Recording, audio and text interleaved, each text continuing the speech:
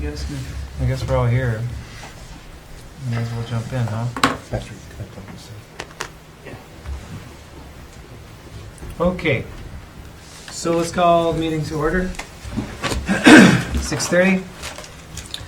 We're missing Anton, but everybody else is here. This is the time to open the open forum. Does anybody have anything they'd like to come up and address the council with? I see shaking heads. Okay. All right, so with that, we'll close the open forum and move on to the consent agenda. The consent agenda doesn't have any surprises on it, typical 3 things that we're used to seeing.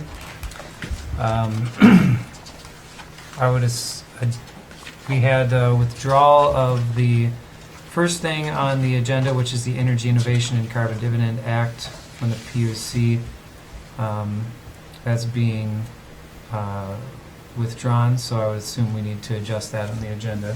Well, George asked to have it withdrawn. I'd like to discuss it. I think it's on the agenda. I came prepared to discuss it, to talk about it. So I mean, at least I think we should, even if we don't decide anything, I think at least we should keep it on there to have that conversation. Okay. Does everybody else feel? I'm fine with that. Okay. Yeah, I would like to have a conversation about it. I'm a little disappointed he decided to try and withdraw. So we'll leave that on there. So with that, with that on there, then I guess I would entertain a motion to approve the consent agenda as presented then. So. I have one quick question. Yep.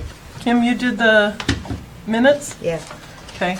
I'm going to motion to approve the consent agenda, and I want to say thank you to Kim for a really nice job capturing everything that occurred at the last meeting and kind of summarizing as I read through.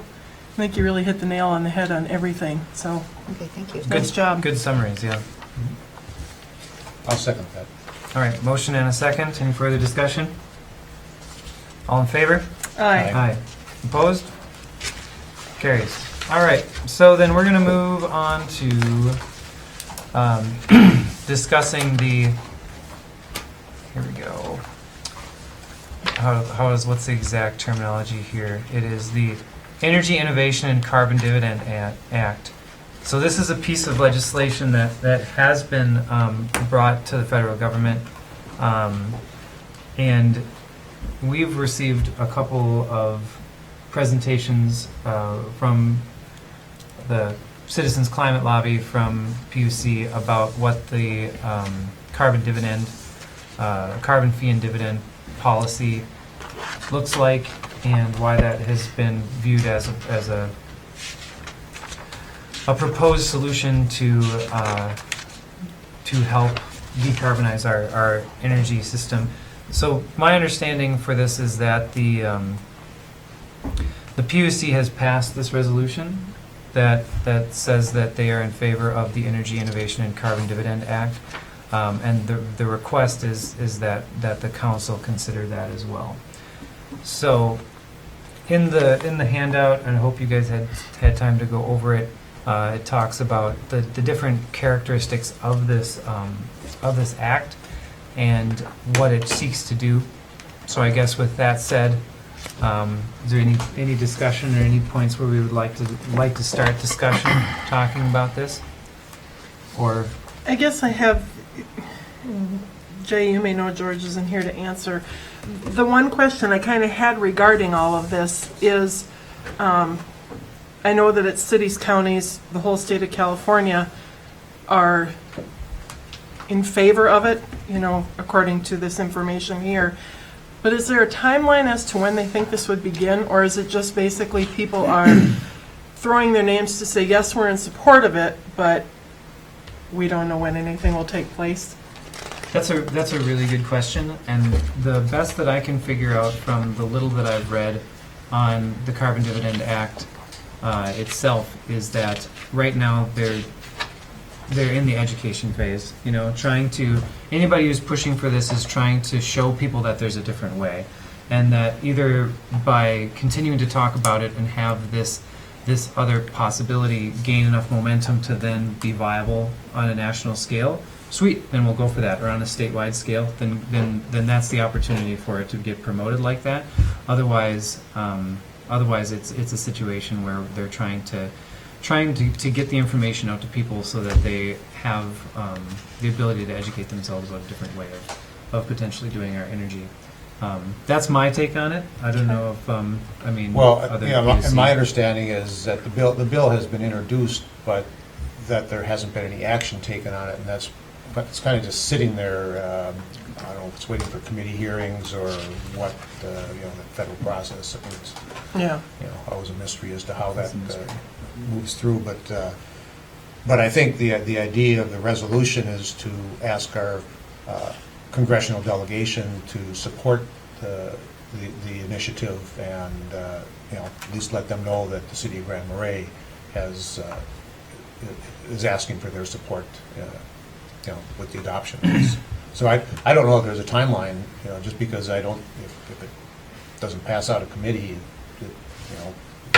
Sits there or dies. well, that's right. And Yeah. make it reintroduced. I mean, I think when George gave the presentation, he talked about the bipartisan effort, but when Congress changed, then there were some other issues of who was the lead on the Republican side, and I think he showed the slide that showed that there were a number of leads that were on the Democratic side, but they were lacking that Republican support. So they're working to try to get that reestablished. And I mean, I think the idea was that this would be a bipartisan. It wouldn't be successful unless it was. There would be a bipartisan effort to get this enacted. And I guess some of my concern with it, working 25 years dealing with the government, federal government in Medicare, and knowing how, what's the wording I want to find? I'm not even sure of the word I want to find, but knowing how difficult, maybe that's just the best word to use, it can be to get payments done correctly, to have things function the way they do. That's where some of this, can I say we're in support of making a movement forward to, move towards being carbon neutral and different things? I don't have an issue with that. Some of the things within this, again, just like I talked about, whoops. Dang. Hello. Forgot to silence that. Sorry. It's okay. Just like when I talked about our plan is that we're saying yes to something, but we don't know when it's going to move forward, how it's going to move forward.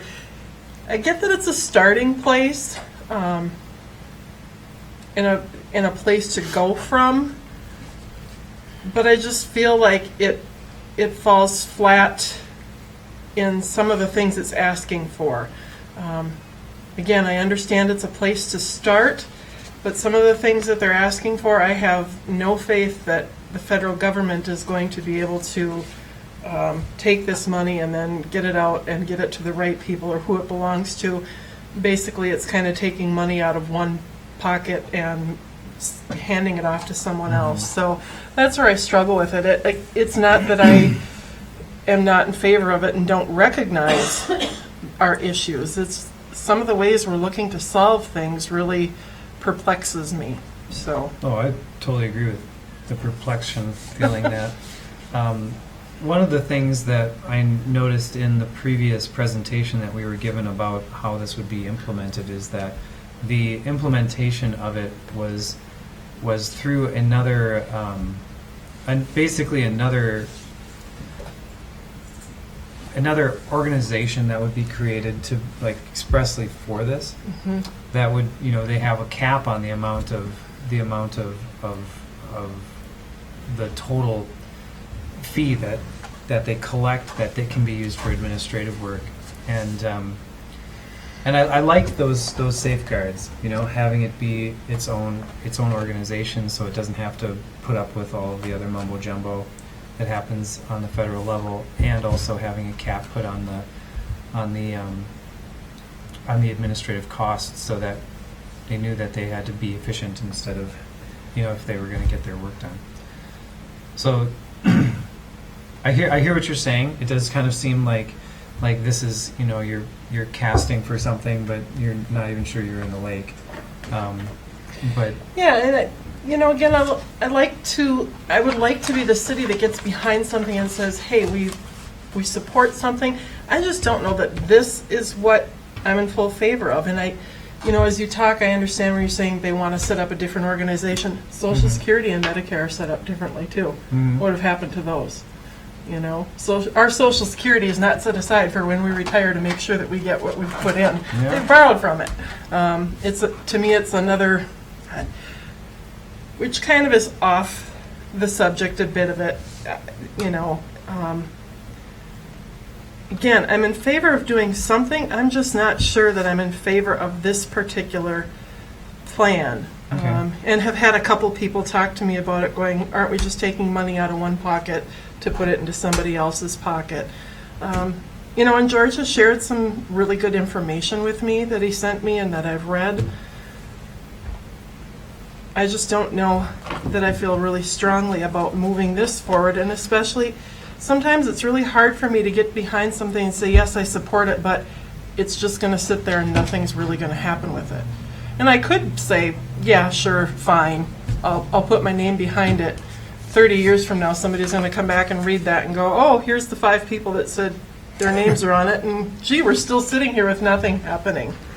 That's a potential outcome as well. Yeah.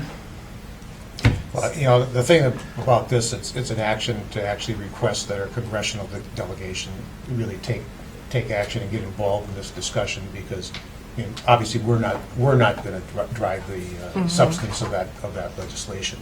Can't we do that in other ways, though, besides bringing a political, right now, I believe it's a political issue before us? Why are we involved in this? And also, why is the PUC, how come this didn't get started at our level instead of a subcommittee bringing it to us? I'm seeing a lot of that happening. PUC is an independent, arm of the city. We have our own statutory authorities, and it's not taking an action to. Yeah, that's before us right now. Because the PUC asked the Then council why to doesn't also. Then why doesn't the PUC support it? They have. Okay, then. They do. Was, and the feeling was that the council should also. And you can reach out to your legislators to continue the discussion however way you want the discussion to go. I mean, I've had many people talk to me about this and ask all these questions to me, and I wasn't involved on this council while all this was going on, prior to where it is right now with us. So, I mean, I'm probably not as educated in it as I should be, how this developed, how the PUC got involved in it. But, I've had a lot of people talk to me about it, and I have the same kind of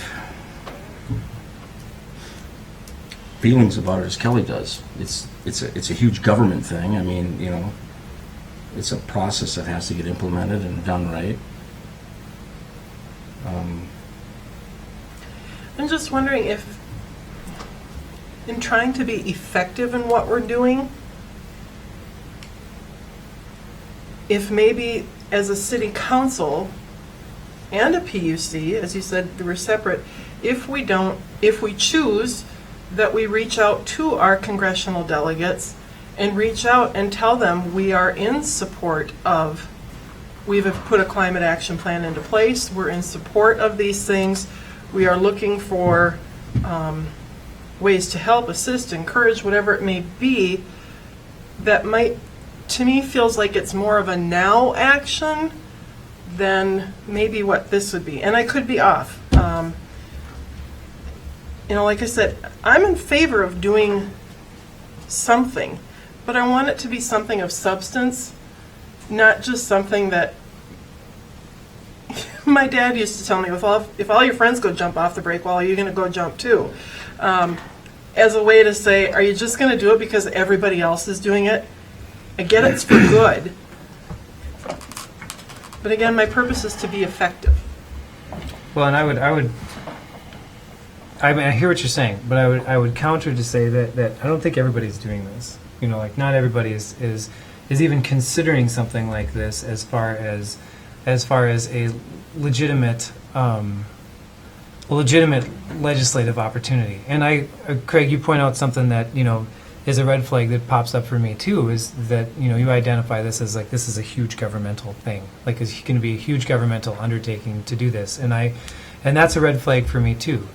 That I don't necessarily think that a bigger government is a more efficient government. But I do also think that there are a lot of ways that only the government can accomplish things and that the private industry can't do it. So as far as this stuff itself, asking for a resolution from the city versus just having the city's, you know, climate action plan and then the PUC resolution. I can see that that's already a lot. Like, that's already a bunch of steps towards it. I guess the question that I have is whether or not that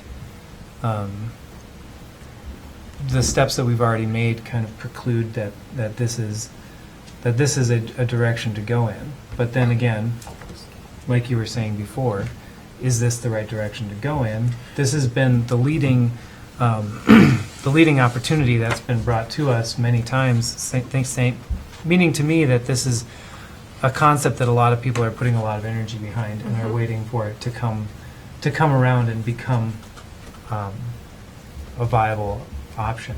So if we pass this resolution, what happens with it?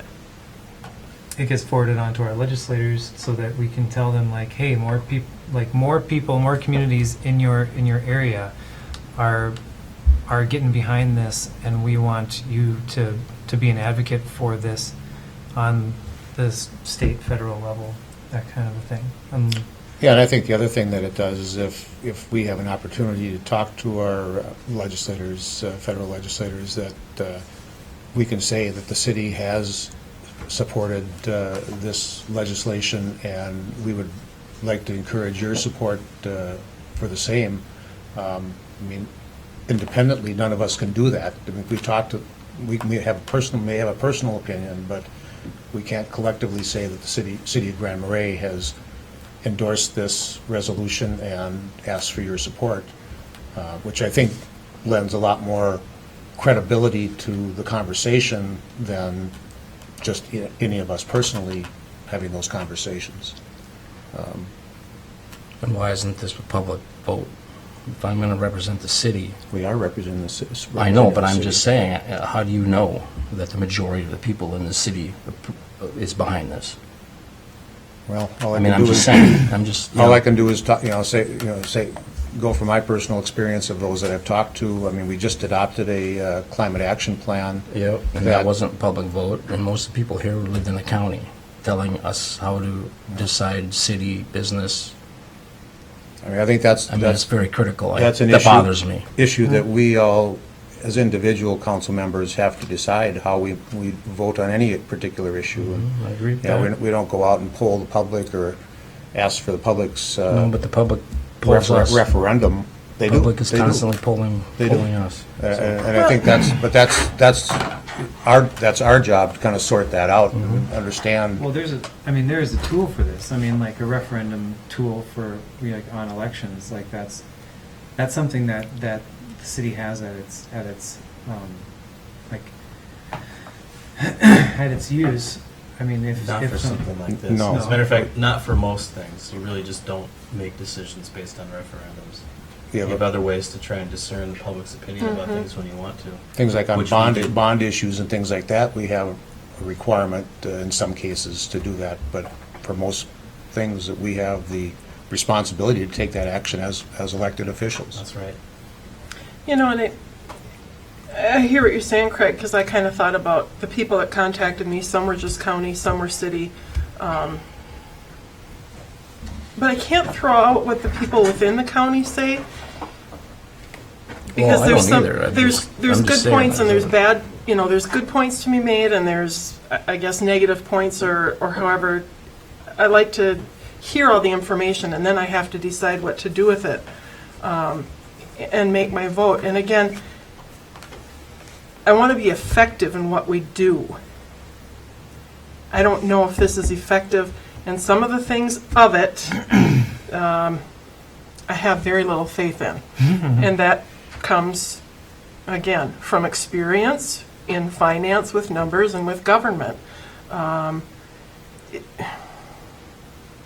That's kind of where I struggle. Is it largely oversight that you struggle with? Is that a big part of it, or? I think the two biggest points that I struggle with are we're gonna take money from the big corporation. We're gonna charge them. And if I'm a big corporation, I go, okay, I'm just gonna charge the little guy more. I'm not gonna shut my company down. I'm just gonna keep finding a way to get my money and pay you whatever you want to call this. Is money gonna maybe funnel back to, they say low income, middle and low income? Again, what do you consider middle and low income? And it's going to depend upon where you live and who you are.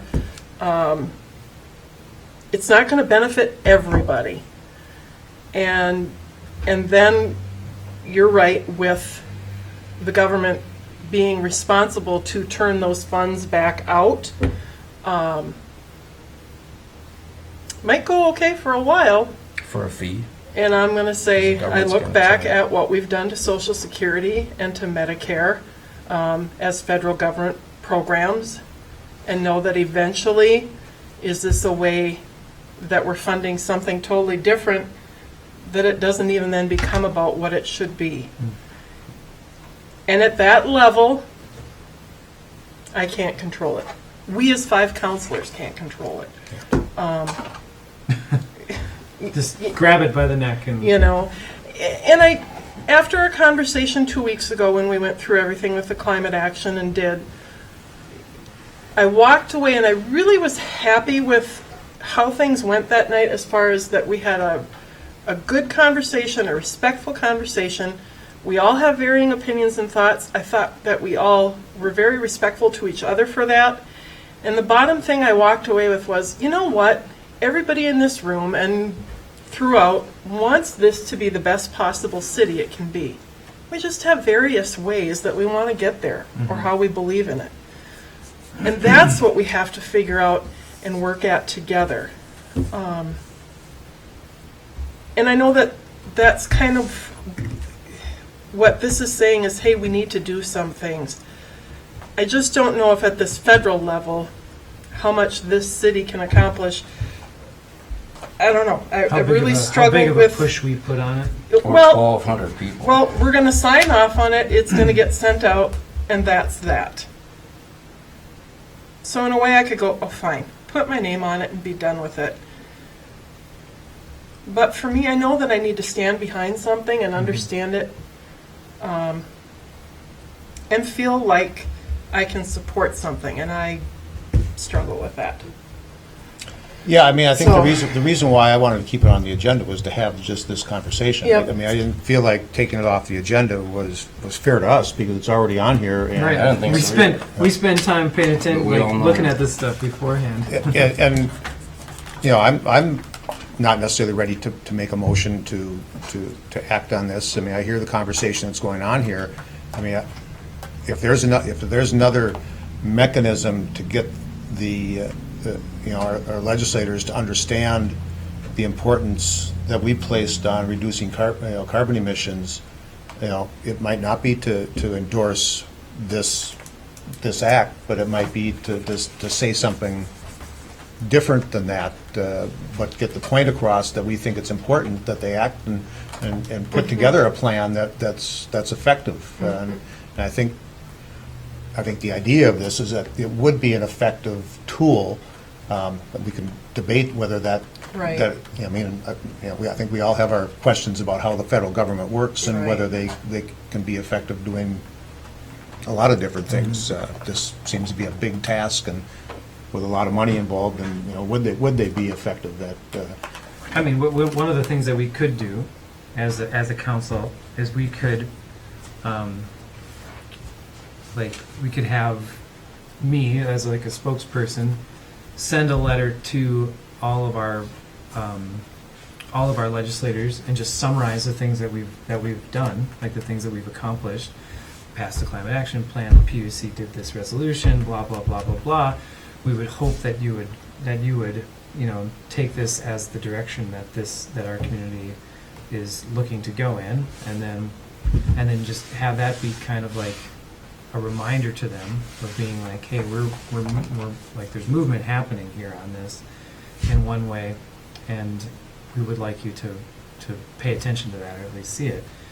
To me, that seems like it would accomplish a similar thing to passing something like this, and then would give us more of that relationship with our legislators, to just be like, we're actually communicating with them and telling them what's going on and all of that. Yeah, and I wish George were here, because like I said, I think it's more of a bipartisan approach too, I think, instead of just like having to go certain avenues all the time. I think you're dividing and splitting, and it's not healthy. I mean, that I can see in a conversation. I think that approach you brought up is good. We've done some, we're doing things already, and things are already happening naturally. I mean, I saw a thing this month that renewables have surpassed fossil fuel with coal and energy for the first time. That happened. So I mean, things are happening naturally already, which is something that's. I'd give the federal government a little credit for that. Yeah. And there's been some significant tax credits towards renewables Well, that steered the market that's in right. that direction. We as a town of 1,200. I'm not saying the what are we federal gonna do government with can't that? spend money. I think my point was they have a hard time parting with it.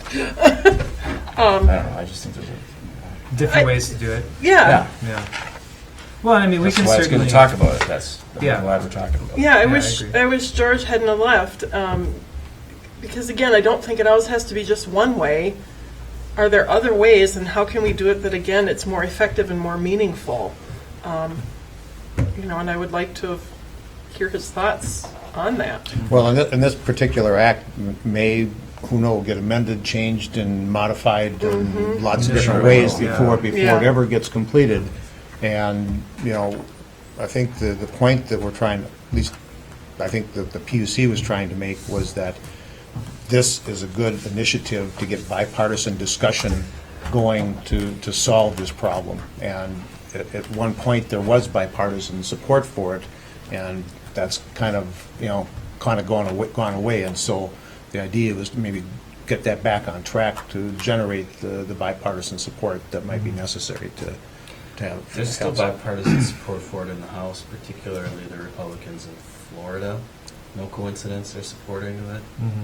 The only Senate Republican that supported it was Senator Flake from Arizona, who's no longer the senator there, and so they don't have a sponsor on the Republican side of the Senate right now. Right. That's all part of George's presentation that he's given in the past. There's also quite a bit of information in there about how the finances work. That's been studied pretty thoroughly. If people do have questions that you're not sure what the answer is, I'd recommend that you steer them in the direction of George and the team that's worked on it. They can probably get their answers there. Yeah, I think they have a lot of that information pretty ready. I think that was going to be part of his presentation too. Well, again, I would be more in favor of us as a city doing some sort of letter and sending out to our representatives and our delegates. But that's just my thoughts and my opinion. So, I'd be glad to do it. I mean, I'd be glad to draft that along with our communications director, so that I make sure that I catch out Shane? everything and write it the same way. and I don't know, maybe, I don't know if, I know you're willing, I don't know, Anton's not here, I don't know what Craig and Tim think, or if it's really more important, if any of you feel that this is more important than what I'm saying. Well, for me personally, I look at the 5 things, the 5 bullet points that are part of this act. Substantially reduces future threats of climate change by reducing carbon emissions by 40% and then by 90% by 2050. Benefits middle and low-income families economically, creates jobs and is good for the economy, improves public health and saves lives through better air quality, and then politically viable. Doesn't pick winners and losers, revenue neutral, blah blah, all those sorts of things. Like, I think all of those are things that need to be in whatever the solution is, right? Like if we're going to have some kind of legislative solution for this, those 5 things are all really good things to have in it. So I don't disagree with that. And I like for me, it's having us be the Energy Innovation and Carbon Dividend Act, something that's actually being presented in the federal government. To me, it almost would be easier to jump on board if it was just substantively at the level of, hey, these are 5 things that we know need to be a part of the solution. What do you think? Can you sign on for that? And then not having any structure or anything around it. But I also know that that's about 4 steps behind where this thing is. They've already put a ton of time and energy into studying how this would work, how the finances for it would operate, whether or not it would be viable, and the reports that I've seen at least show that it would be viable. Not just viable, that it actually could be pretty easy to make work. I don't think this resolution is markedly different than what you just described, Jay. I mean, that the act in its current form is not what's going to get passed, if anything gets passed at all. So just naming it doesn't mean those words are sacred to you and they can't be changed. You've also listed those values in the resolution, and that's, I think, carries more weight than the actual name of the act does, because you're specific about why you like it. I think that's really useful feedback. So I'd say if what you described is what you want to do, this resolution is designed pretty well to do that. Yeah, that's the way that I've been viewing it. So Well, in light of what Kelly and Craig have said, maybe it'd be appropriate to table any action on this resolution and come back at maybe our next meeting, and if there's any ways that you can kind of put it in writing as to what you think is an appropriate way to deal with the issue, short of recommending the adoption of this federal act. That would be something that I think we could have a conversation about. And I think the intent, and one is, the PUC's intent was clearly to support the bill that was introduced. The conversation here is something a little bit different than that, and if we choose to do something different, and rather than just off the cuff doing that, I would really like to give that some thought as to what that might be as an alternative to adopting this resolution. Personally, I feel comfortable. The PUC can support it. It's already been done. Yeah, right? I mean, like you said, they're a separate arm of the city. They have their own, pretty much, you guys, you can do what you want there. So, I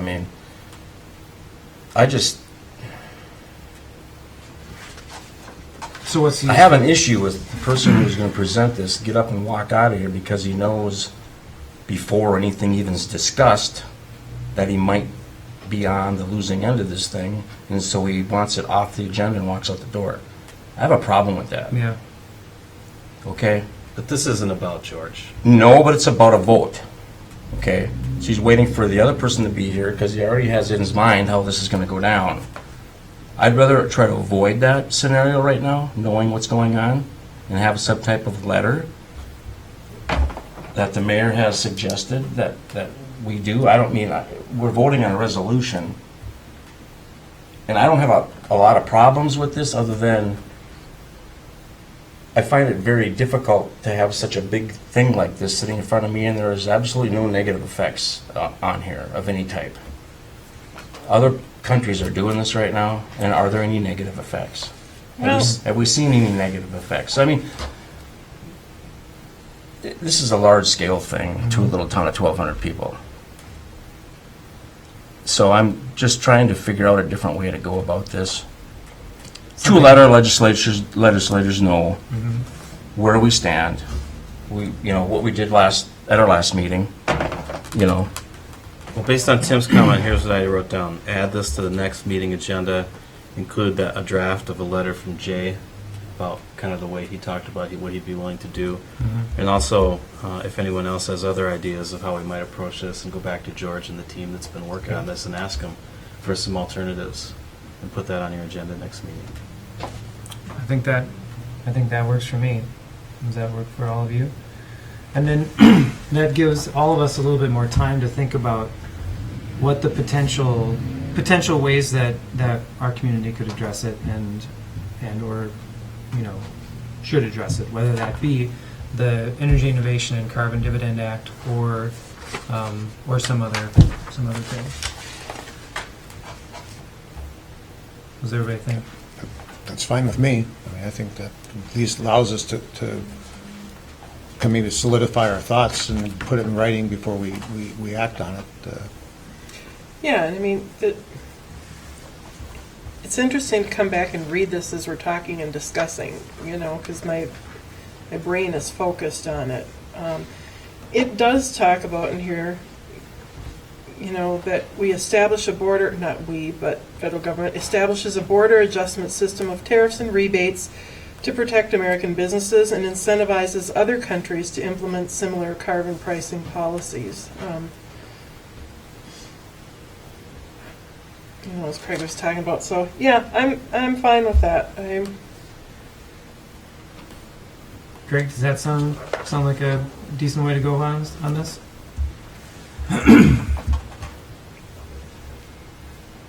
Yeah, so how is this going to appear on the agenda next time? Is it actually going to be a... Well, we'll probably have it framed kind of in the... Oh, you're going to frame it, yeah. Yeah, as a, like, city support for, I don't know, we'll have to think about that. I don't think it'll change a lot. We can take the name of the act off. What's really happening here is the PUC passed a resolution. As a part of their resolution, they asked you to consider this issue. Okay. And so that's still what you're responding to. When it's on the agenda and you're looking for alternatives, you're still responding to the PUC's request. So we'll probably label it that way. Okay. I suppose that makes sense. And there's 3 members to the PUC, right? Yeah. That's right. You, George, and Ann Passes, Ann. and that, Ann wasn't on there when that resolution was passed. Okay, so is that a place to be? You've got some marching orders on that one. Sure. I'll work up a draft, put together some ideas and I'm concepts. sorry, I don't need to add more work. Oh no! I like writing For you. letters. He volunteered. Yeah, I've volunteered for that. That's fun. I like writing Voluntold, letters. sometimes we say. Yeah. Well, I appreciated having the conversation. I think it's appropriate once we have something on the agenda, rather than just pulling it off, I would agree. that we have the conversation and, make a decision about that particular item, so, thanks. Thank you. Cool. Yeah, thanks, Tim. I appreciate that. So with that, we're going to move on. We're going to go to the next thing on the agenda. We have Mike Fischer from LHB here. In the last meeting, we had talked about some ideas for the liquor store.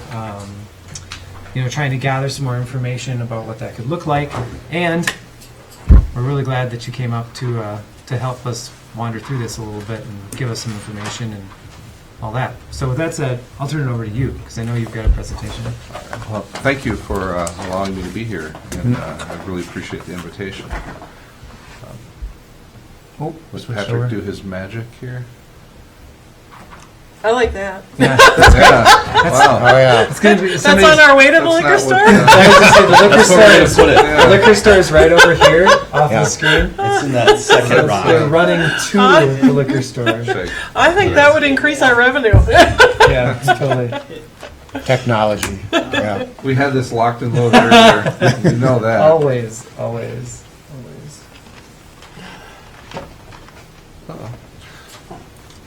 We had it, and then we plugged in George's deal here. Undid. Was that actually your screen that was showing though? Well, yeah, but I have Oh, other so- stuff on the screen. So maybe it was no just one's a screen second. looks like I say that. unplug, Like perfectly replug. clean. Yes. Troubleshoot number 1. Turn off, turn on. Does it constantly scan for the signal? So while that's happening, I can just tell you, from memory, I can just. But I did want to thank you for allowing me to be here, and just for some of you, this may seem repetitive in terms of my introduction, but I don't know all of you, and I wanted to share that my background with Grand Marais. This is a special place for me, it really is, and it goes back to 1988. I'm 2 years out of college, and I co-led the Minnesota design team visit to Grand Marais.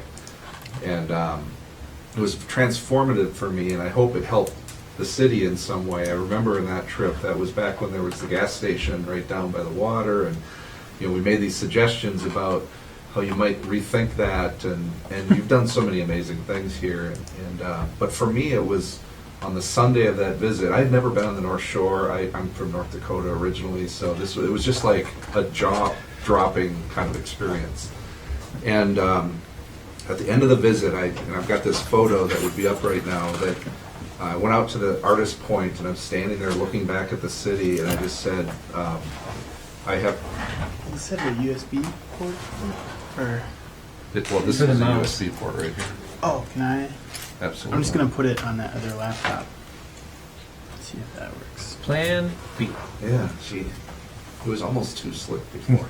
But anyway, I was standing on Artist Point looking back at the city and just said, I want to be part of this place somehow. I don't know what that means. And literally the next day at work, I saw a little article in the paper about this land sale. And my wife and I, we had just been married. We bought land up near Hopeland. And that caused us to move to Duluth, Superior. And that caused me to end up on a city council in Superior, Wisconsin. It literally changed the course of my life, simply coming up to Grand Marais for a few days on a Minnesota design team visit. And so because of my involvement in the city council in Superior, really, cities have been my passion since I got into architecture. And I knew in 4th grade that was what it was going to be, because I have this passion for cities, and it's particularly smaller cities, because the decisions you all make, we get involved with cities of all sizes. You make a decision in Minneapolis, and it's not a great decision. You build something, people move on. It costs them $1 or $2 in their taxes, and they might complain a little. The decisions you make when it comes to investing in larger projects, these are generational opportunities that you have. And so when you make that decision, it's not just about building a city hall or a liquor store. It's about taking those dollars and making a generational investment that you hope actually improves your community in many ways. And so sometimes where you locate it, or how you think about it, or what you add to it or don't add to it, can affect your business community and the economic viability and sustainability of your community. So that's why I love working in smaller communities, because we can kind of strategize and think about it in those ways. So for me, when I left Superior, I actually went off to grad school. So I'm an architect. I've also got a master's degree in real estate development and another one in urban design. Those are the areas that I focus in, trying to bring that to cities, to kind of think about all of that. And today I'm on a city council in Edina, where I live. So it's in my blood. I can't not do it in my hometown either. It just makes for a busy schedule, as you all know. Right? Do you still own the property? I do. We don't own. We bought 320 acres originally. Okay. We have 160 now. Okay. And unfortunately, we don't get up there as often as we should. I was hoping you could email this file to me. The drive didn't work. Wow. What the heck? This is crazy. Plan C. Yeah. After that, plug it in over there. Yeah, is there a different way to just plug it in? I don't think you want to get this email, because it's really big. Is it possible that I just turn this off and turn it on? Because it works so That's the next thing we're going to well. Reboot. I'd try that. The big cords. Put in out. Yeah, the bring big in cord. guns. There goes all your information. Oh! Back to That's where we what we're started. looking for. Back where we To me, started. that's a... And then put that. I wonder if is it just And then like a second pull screen? this over to the. Yeah, right. it set it up as a second screen. Oh, that's what's happening. How do we keep pushing it? Just maximize it now. Yeah, so, There it is. There, wow. maximize? From beginning. Oh, so I just have to work it from up there. Yeah. That if you hit that one that says from beginning on the far left. Yeah, yeah. Okay. There we go. Wow. Wow. I honestly can say that hasn't happened before. I wonder if that's what happened the first time and that we just needed to Yeah. pull it over. Anyway, Interesting.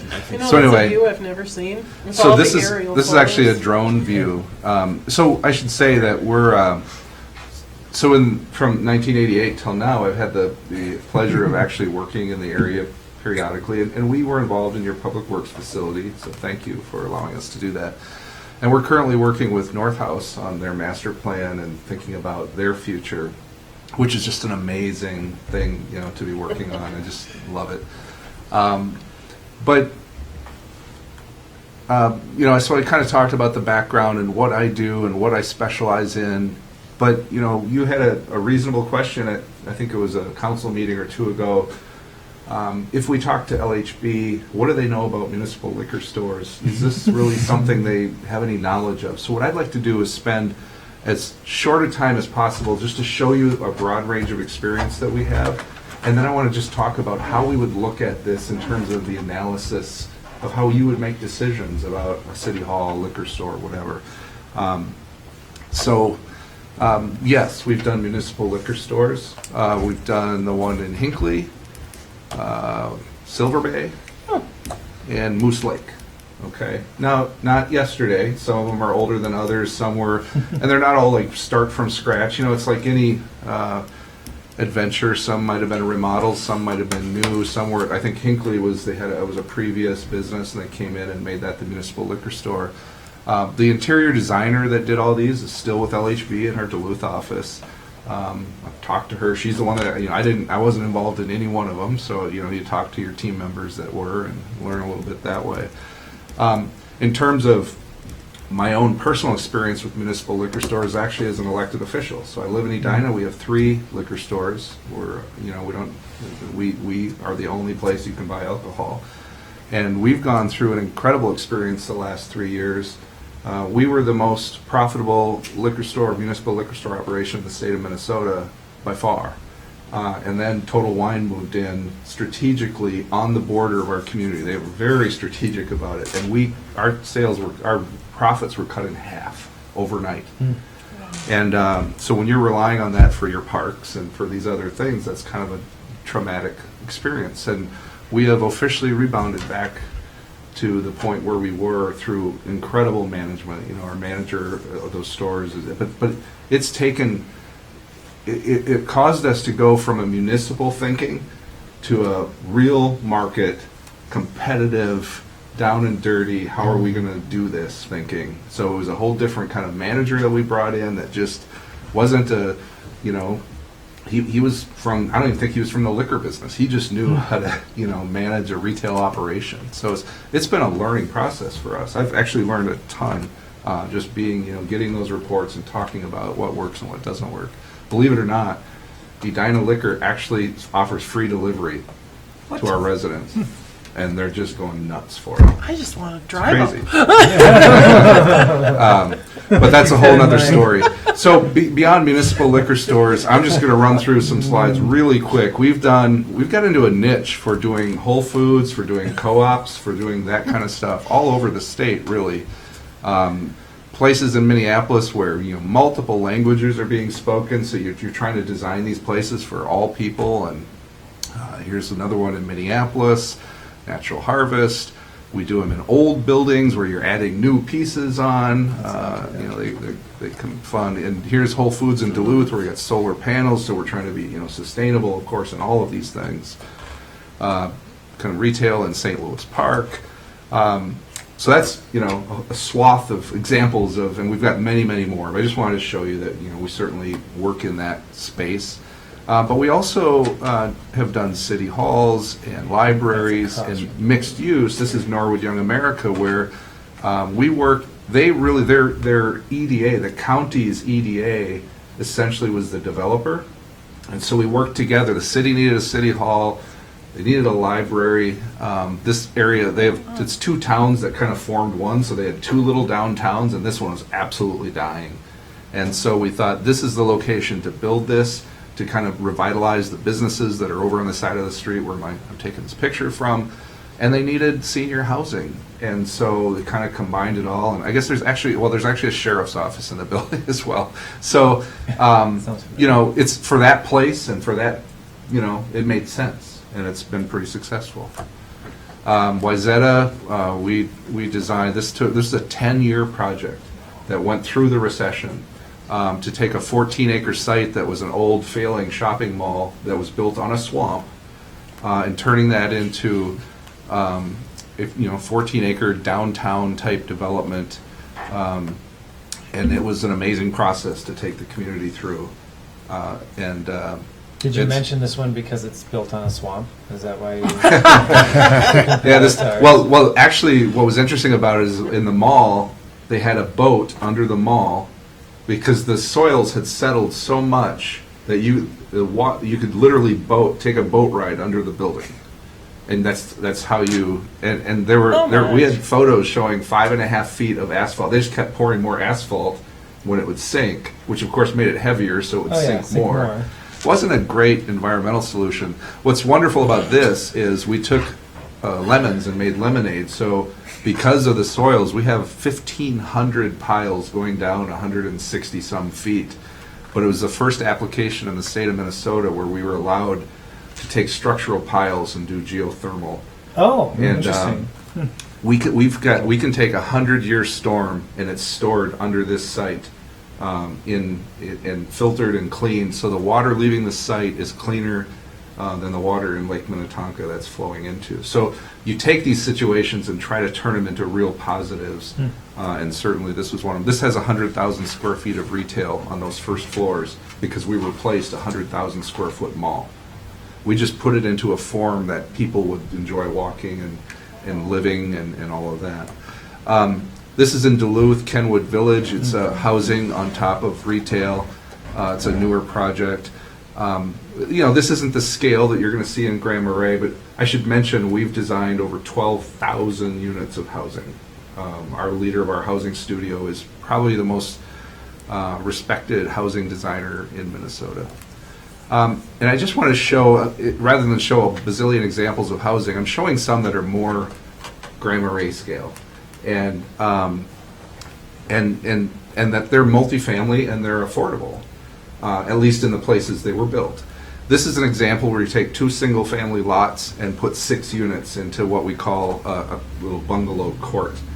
So it's almost like a community of housing, but it's it looks like it's in a single-family neighborhood, and it is. Duplex that looks like a single.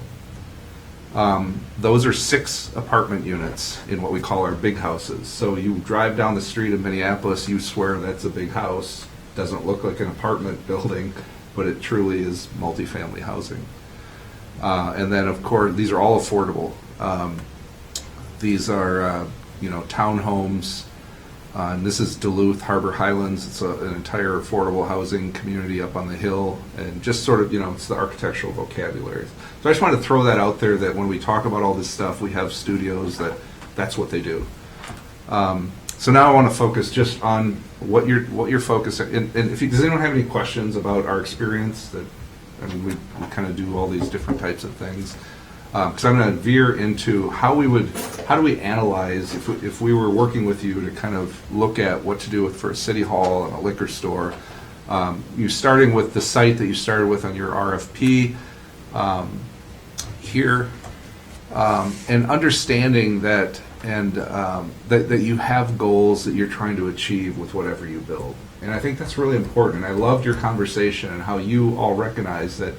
When we come out of this, let's make sure we're achieving, again, more than just building a building, that we're trying to build community first.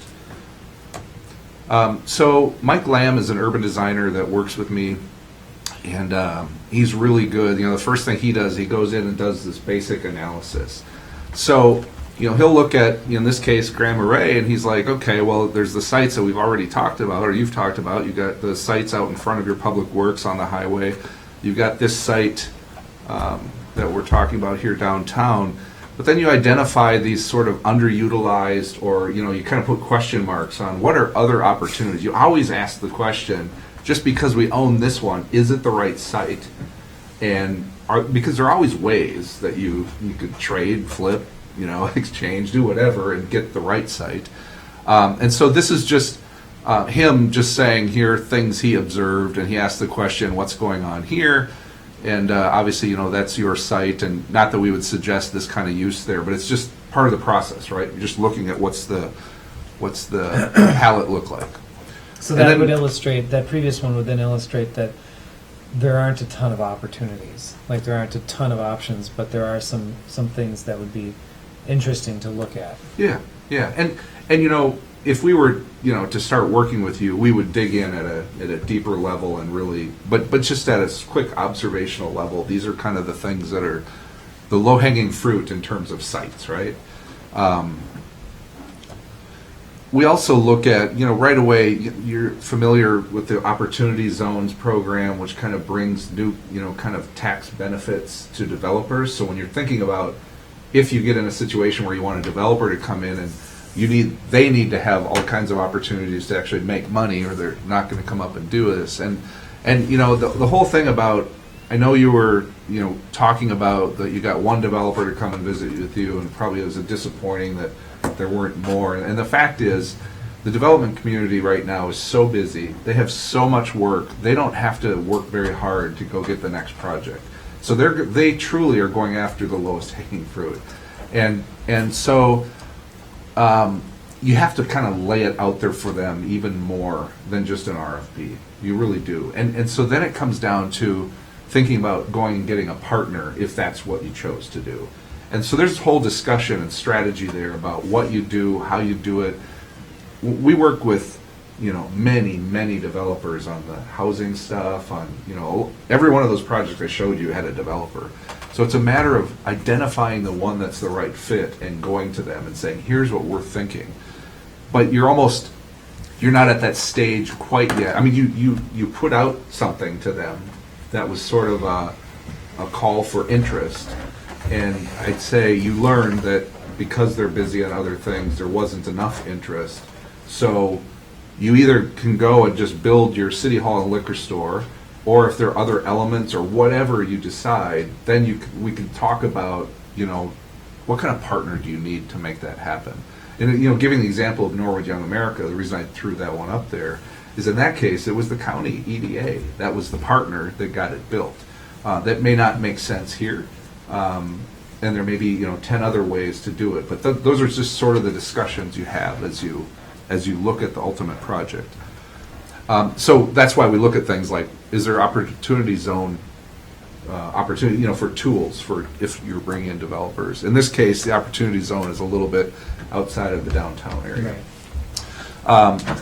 You know, of course, we look at what's the zoning look like. We're in the core downtown waterfront area where your site is right now. And so, you know, we look at the site. I think this might have even been in your RFP, or I don't know. I don't think Mike put this together. But what's interesting to us is we looked at and thought about and looked, you know, what the presentation from the developer. You know, you have a scale and character in your downtown, and that's important. And, you know, that's one of the things that you enhance and protect as a city council. One of our observations was you call out as a conditional use 3-story buildings, but you limit the height to 30 feet. And that's interesting to me because Wayzata had the same kind of thing. They had a 36-foot height limit, period. And we made the case to them that it was actually hurting them in this. And they're trying to stick to a certain character, and that's really important, really important. But the question I have is it 3 stories or is it the feet? What's the most important thing? Because the two of those don't naturally work together. And it's for another time and discussion, but I'm just sort of pointing out to you that, and I'm just using 3 projects that I showed you pictures of. So you see when you look at a first floor of a building these days, really, it's probably a minimum of 14 feet. to really function the way it needs to. So this one was the City Hall Library. We had a 14-foot first floor. That's where the council chambers is and that sort of thing. And then 10 feet above that. So you couldn't do a 3-story building with that kind of makeup. That Kenwood Village in Duluth at the retail on the first floor also happened to be 14 feet to make retail work. And then it was 10.6 up above. The reason it's 10.6 is a different construction type, just. And then that Wayzata Bay Center, which is sort of an interesting project, we actually had 20-foot first floor. And the reason for that is all of the parking was hidden behind, and you could park 2 levels of cars behind the retail, and then you have your housing above, and all the cars are hidden, and the top of all the parking were green roofs. That's how it helps with the stormwater, right? It captures it. And all those people are looking on a beautiful garden space that they can walk out to, and they don't realize, well, they realize because their cars are all parked down below, as are the public who are coming to shop. So the reason for me showing that to you is that at some point, I think we'll have to have a conversation about that building height. And if you want to limit it to 2 stories and 30 feet, that works fine. But 3 stories probably is not real likely. So if you want to allow 3 stories, and those are the kinds of things that if a developer or somebody just kind of looking, they're out there somewhere, they're looking through your zoning, they're going to have to decide, not only is this going to be further for me to go, all that, but now I know the first thing I got to do is convince the city council to change their rules for me, right? Yeah. And so it's totally a decision that you make, and you want to, it's the character that you want, and that's all really important, but maybe there's a strategy to that, and that's okay. But it's just something there might be worth talking about at some point. And then we look for MPCA site, all that kind of stuff you look at just to see, does that affect any sites that you'll be working on? We don't see anything startling here or anything. And then Mike takes a look at things like, where are your auto-oriented uses, where are your unused or vacant parcels. We're looking at city-owned, county-owned. We look at things like where you have building street frontage with your buildings, because now you're creating edges and places that are comfortable and nice for people to walk along, as opposed to walking along parking lots. We do all of this analysis to figure out best places best ways to enhance your downtown if you're going to make that investment. Of course, we're going to keep on the top of our plate the Highway 61 work. Does that have any effect on view corridors or access or anything like that? And then we want to think about, in particular, your site. What is it? It's not right on the highway, but it's pretty amazing actually in its location. And I would argue this corner specifically as a ground zero for thinking about liquor store, because from the stoplight where you got the most attention, whatever you build there, and this is just a crude block, that's a visible site, especially when you pull your signage over to the corner. Not suggesting that you would use your old signage on a new building, but just diagrammatically saying, simply sliding your signage that you have now over to the corner actually is a tremendous difference in terms of catching people's attention. So these are all the things you kind of look at when you're thinking about even locating it and all of that. So we also do like a figure ground on where's your parking today. And he differentiates between parallel and head-in, diagonal lots, whether they're private or public, and then you can do some quick analysis and say, okay, you've got, and that yellow circle, that dashed circle, is sort of what people reasonably will walk.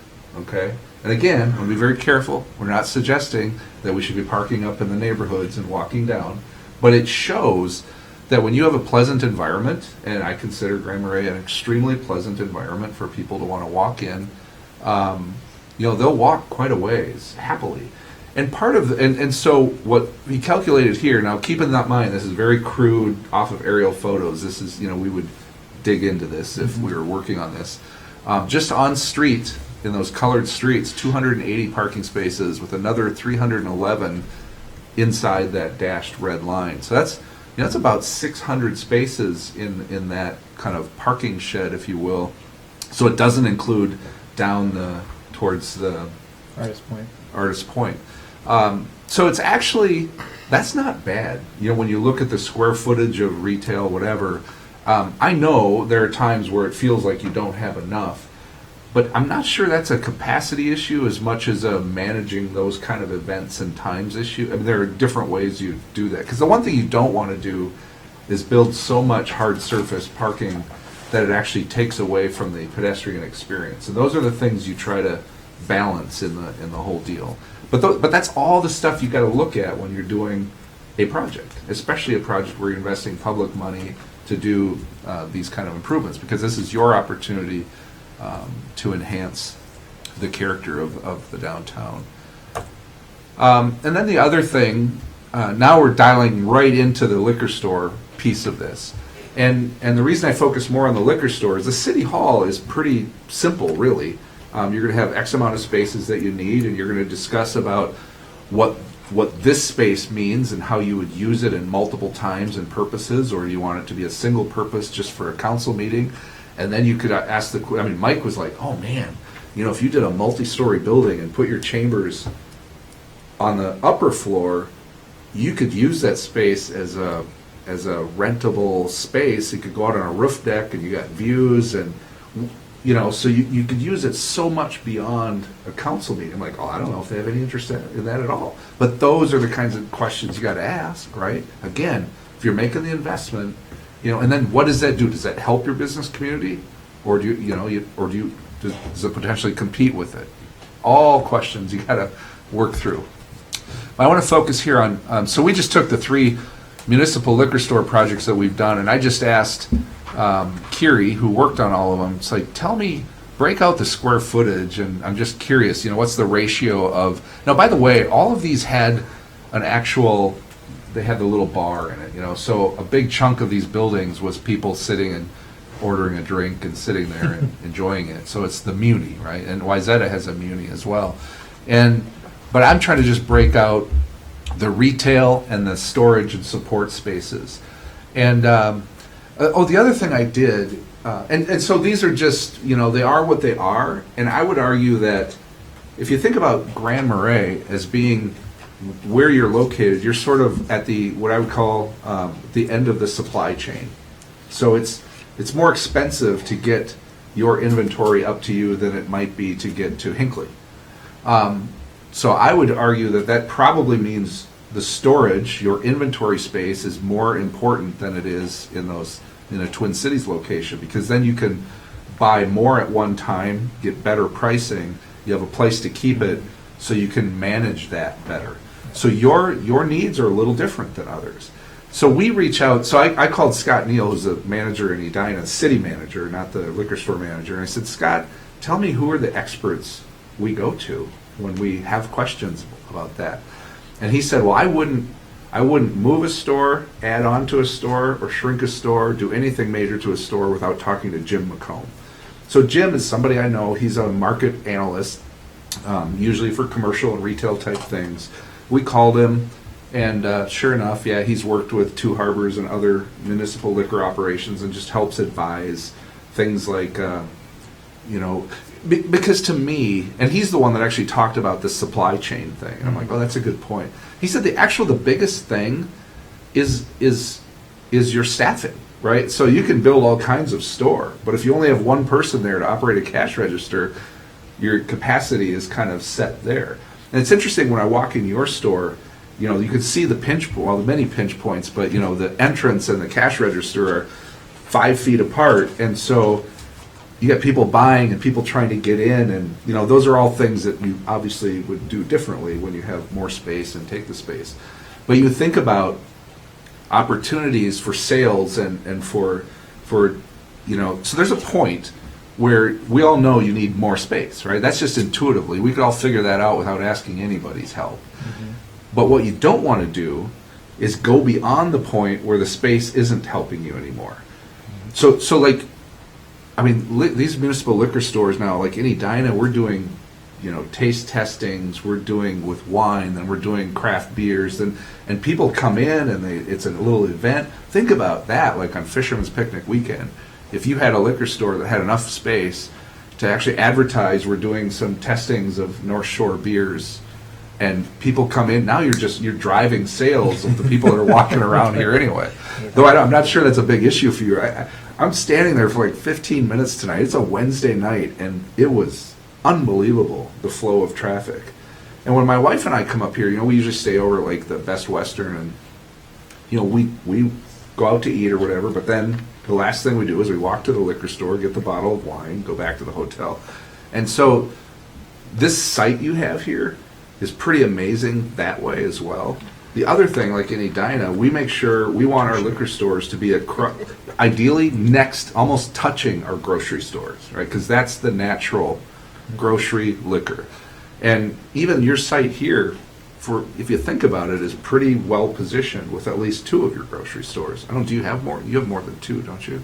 3. Yeah, so one's a little bit further away. Anyway, all things that we kind of look at. So I've talked too much.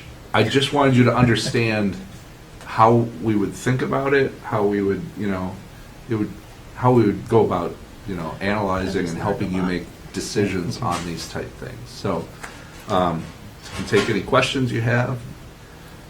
When do we start? Yeah, that was a lot of really great information.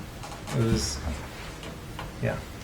I think one of the things when we started having this conversation, we knew we had to do something with this building. It's, obviously in a bad state of repair. We're not putting any more money into it.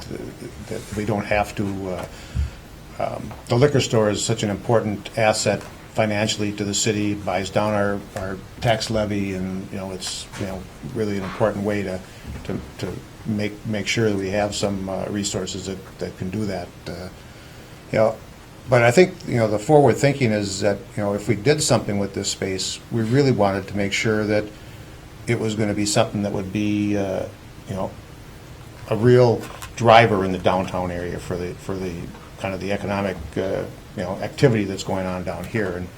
And when we received their one proposal, I think we were a little bit disappointed in the sense that it kind of met some of our interests or needs, but it really didn't do it in a way that felt like it was going to really accomplish those goals that we'd set out. And it's the one time we have to get it right. Basically, if you rebuild the liquor store, it's going to be there for the next 50 years, and one of those situations that you live with it, however that is done. So I think having the forethought to make sure that if we utilize this site or if we look at a different site, that first of all, we didn't want there to be an empty spot downtown. If this goes and we do a liquor store somewhere else, if we don't have something here, we don't need another parking lot downtown. So what do we do to make this attractive and accomplish those goals? So I'm glad to see you kind of tie some of this stuff together and help kind of maybe see if there's a way to accomplish those goals with some kind of a plan that could work to accomplish those things. If you think about, you as a city council I think about downtowns, think about like a shopping mall. You have anchors, and then you have all the little stores that benefit from the anchors. The thing about downtowns, there's no one managing that typically, right? You are as close to the mall manager as there is. And you have certain assets.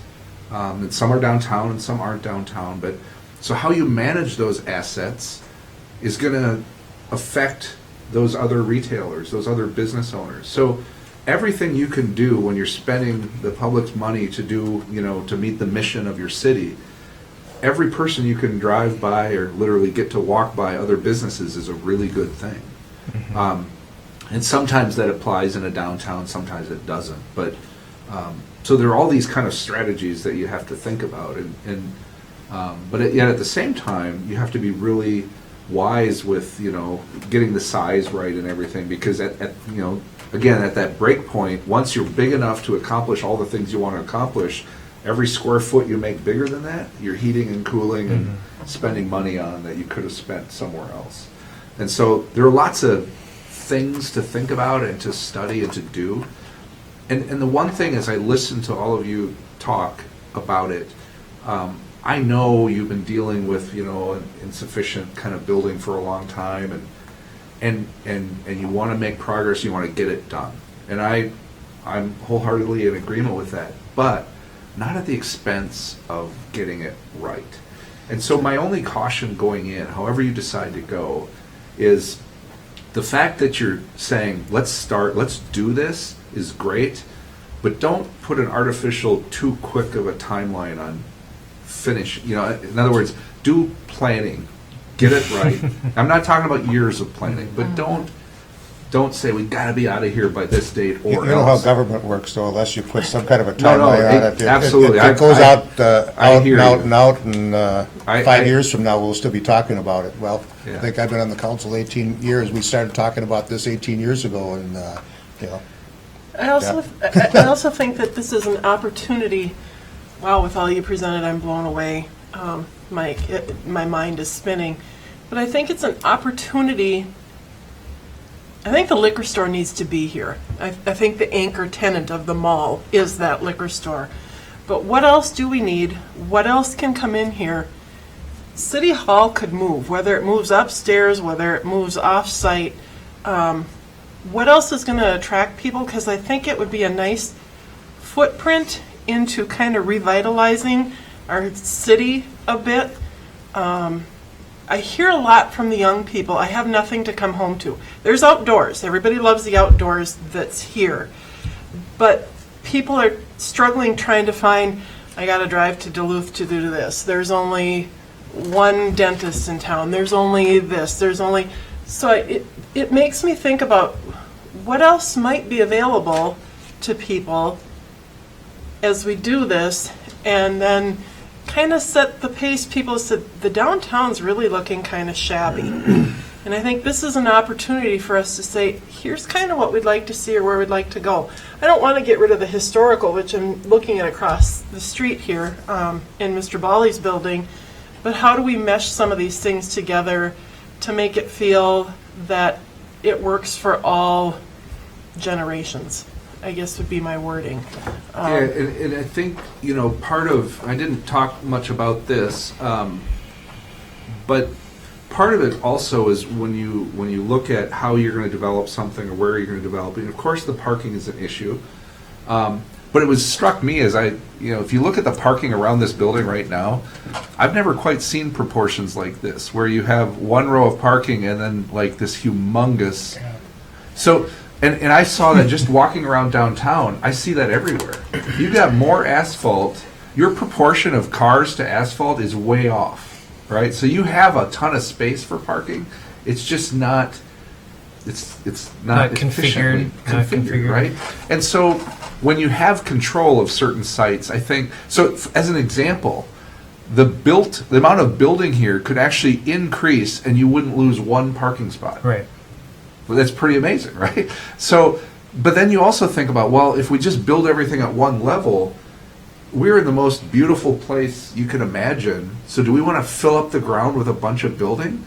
Or is there can we, sticking with the scale and character of downtown, build less area, more square footage in a tighter configuration, and maybe even have more green space, maybe have, better pedestrian environment, whatever. Because that's what drives, well, obviously the people are coming here because they just, everywhere you look is the lake, but there's also this sort of energy when you're walking around down here, you just feel good.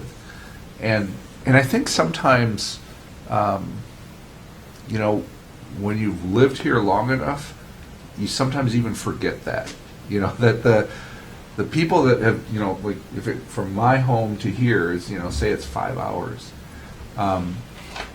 that whole issue of parking, there's there's an art and a science to that, and I think it's something you have to really dig into. But there's this idea of scarcity, and maybe that's not the right term, but there's a psychology to.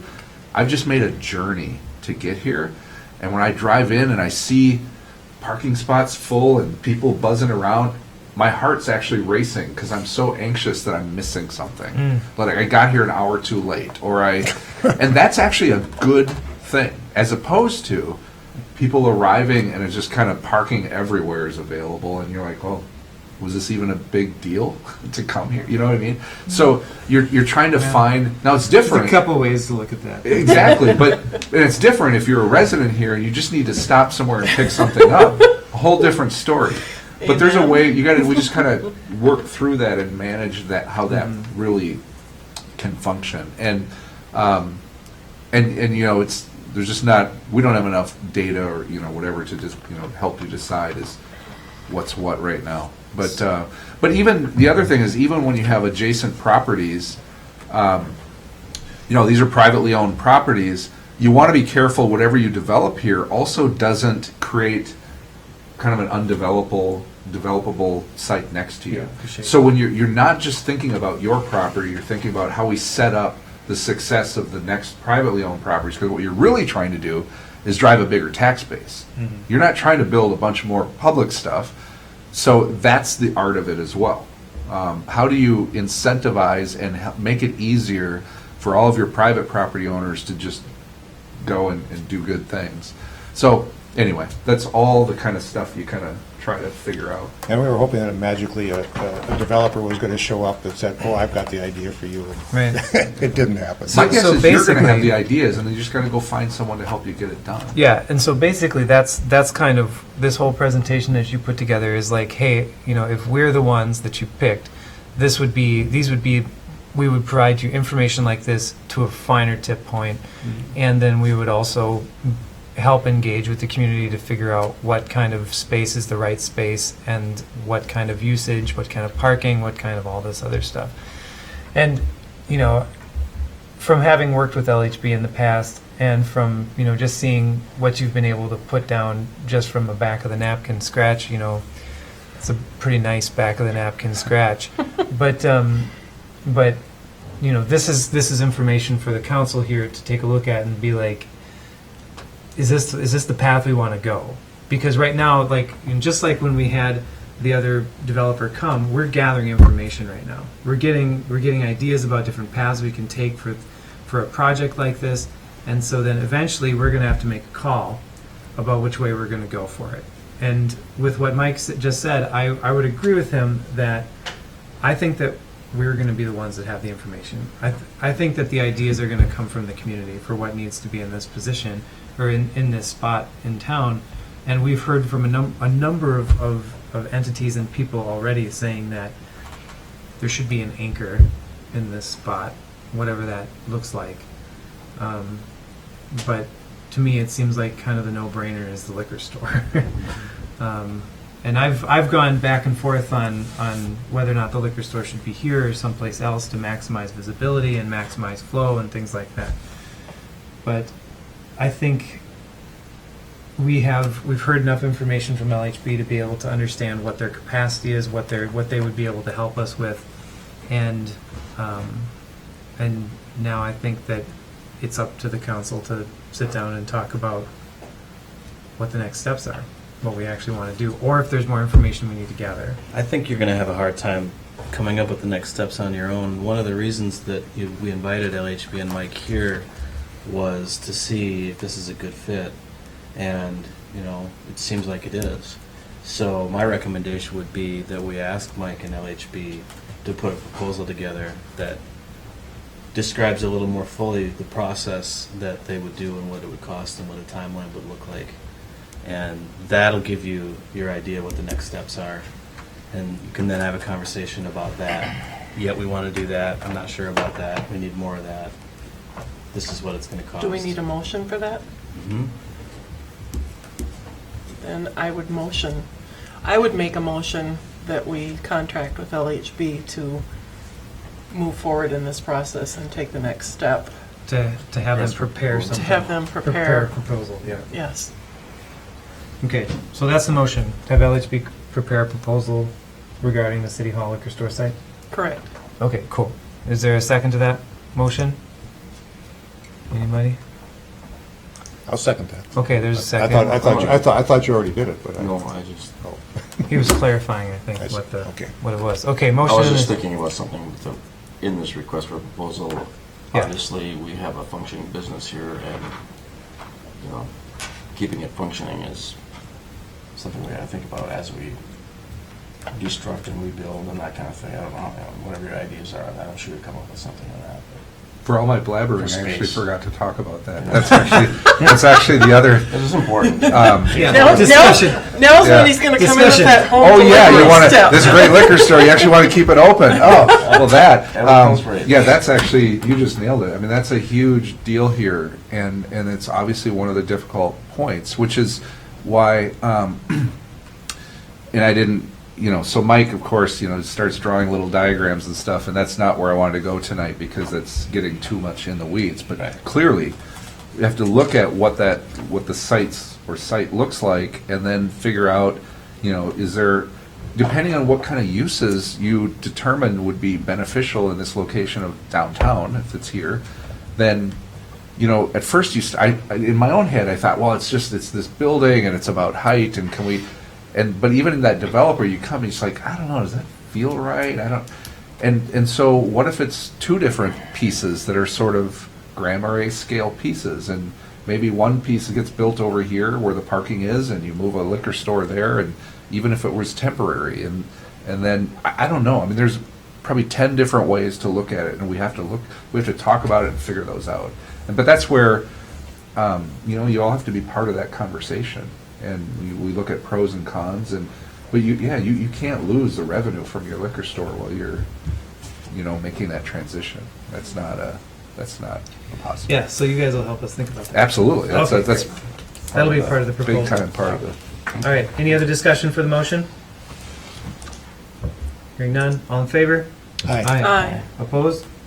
Carries. Okay. Well, thanks, Mike. Sorry it took a little more time. I didn't ask Mike if he thought that was a good idea. I just assumed that you did, but Yeah, no, Well, that's what you got now. yeah, no, So- yeah. Now I have to. I don't really Yeah, have a sorry. choice. Right, that's what you got. Will you be involved in this quite a bit then, Mike, or is Yeah. this something someone else does? You just are the talk person. Yeah, I just talk. I'm no action.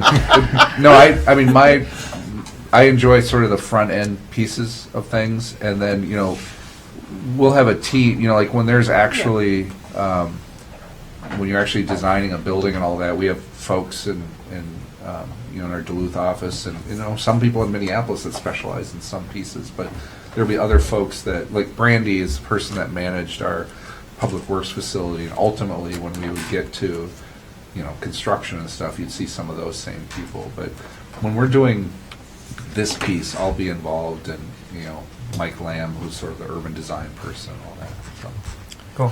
Yeah, one of the things that I thought of, I mean, you brought it up, was, kind of the Highway 61 project and how this might tie into that. And, I'm a little bit concerned about the access coming in off of Highway 61 because of how it's going to change. It's not going to be just that kind of gradual. Yeah, you're going to have to actually make a concerted turn. You won't accidentally just kind of veer. Well, you can't just veer off to the right No. and be at the liquor store. And there's going to be the road. I mean, the road's going to narrow. That there's going to be a turn you're going to have to make to go in there, Yeah. and it's going to not have the same visual sight lines. So I mean, how the building gets oriented, and the consideration of how the access off of Highway 61 might be. I mean. one of the things that Mike talked about in considering the neighboring properties when you're looking at this building is really that issue too. That's a city street right of way all the way to that intersection, and so not only it's not the neighbor's property, it's ours, right? We can consider all of those access issues in this design process and have the ability to make changes. And that's my point, is that the Highway 61 is going to change that appearance, and thinking about this parcel right here, with the Highway 61 project in mind, Yeah. would be pretty important. Yeah, and I hope that there will be, when Highway 61 is done, people actually, your residents will feel more comfortable actually walking across that and, coming Right. down here. That's the idea. So I think you'll be surprised when you start putting in those curbs and those defining what's really a street and what's not just this expansive asphalt where you can zoom down, that it's going to feel a lot more comfortable as a street instead of a highway. And there's going to be so many agree. benefits Yeah. from it, so it'll be awesome. I think But some you're right. people might have to change their driving habits a little bit. Yeah. That'll happen. You can still hit that thing fast. So. I'm kidding. Thank you. Yeah, but keep in mind too, we just passed the climate action plan too, so any of the building that we're doing, like I just saw this really awesome thing about in cold places, they put in coolers that use ambient air temperature to cool, so then it's basically energy free for, here. So when it's 30 below, 6 we months actually out. have to keep our beer warmer. No, that's right. Well, you just close the vent. We heat the beer. We have the best, Yeah, the coldest heated beer in the It's so state. cold, we have to heat Yeah, it. so anyway, There is an opportunity. just pointing that out. Yeah, and for Matt. I, listening to your discussion and everything, I think, our firm has been, this is our passion, is sustainable design. And we believe it's beyond that now. We have to look at regenerative design. And things like this are opportunities where, we can really think creatively about how we do this. And obviously, if there are budget implications, we have those discussions. Right. But typically, it's not coming down to economics anymore. It's just good sense and being creative in what you're doing. So, Right. Cool. we're all in. Thanks, Mike. Thanks. Thank you.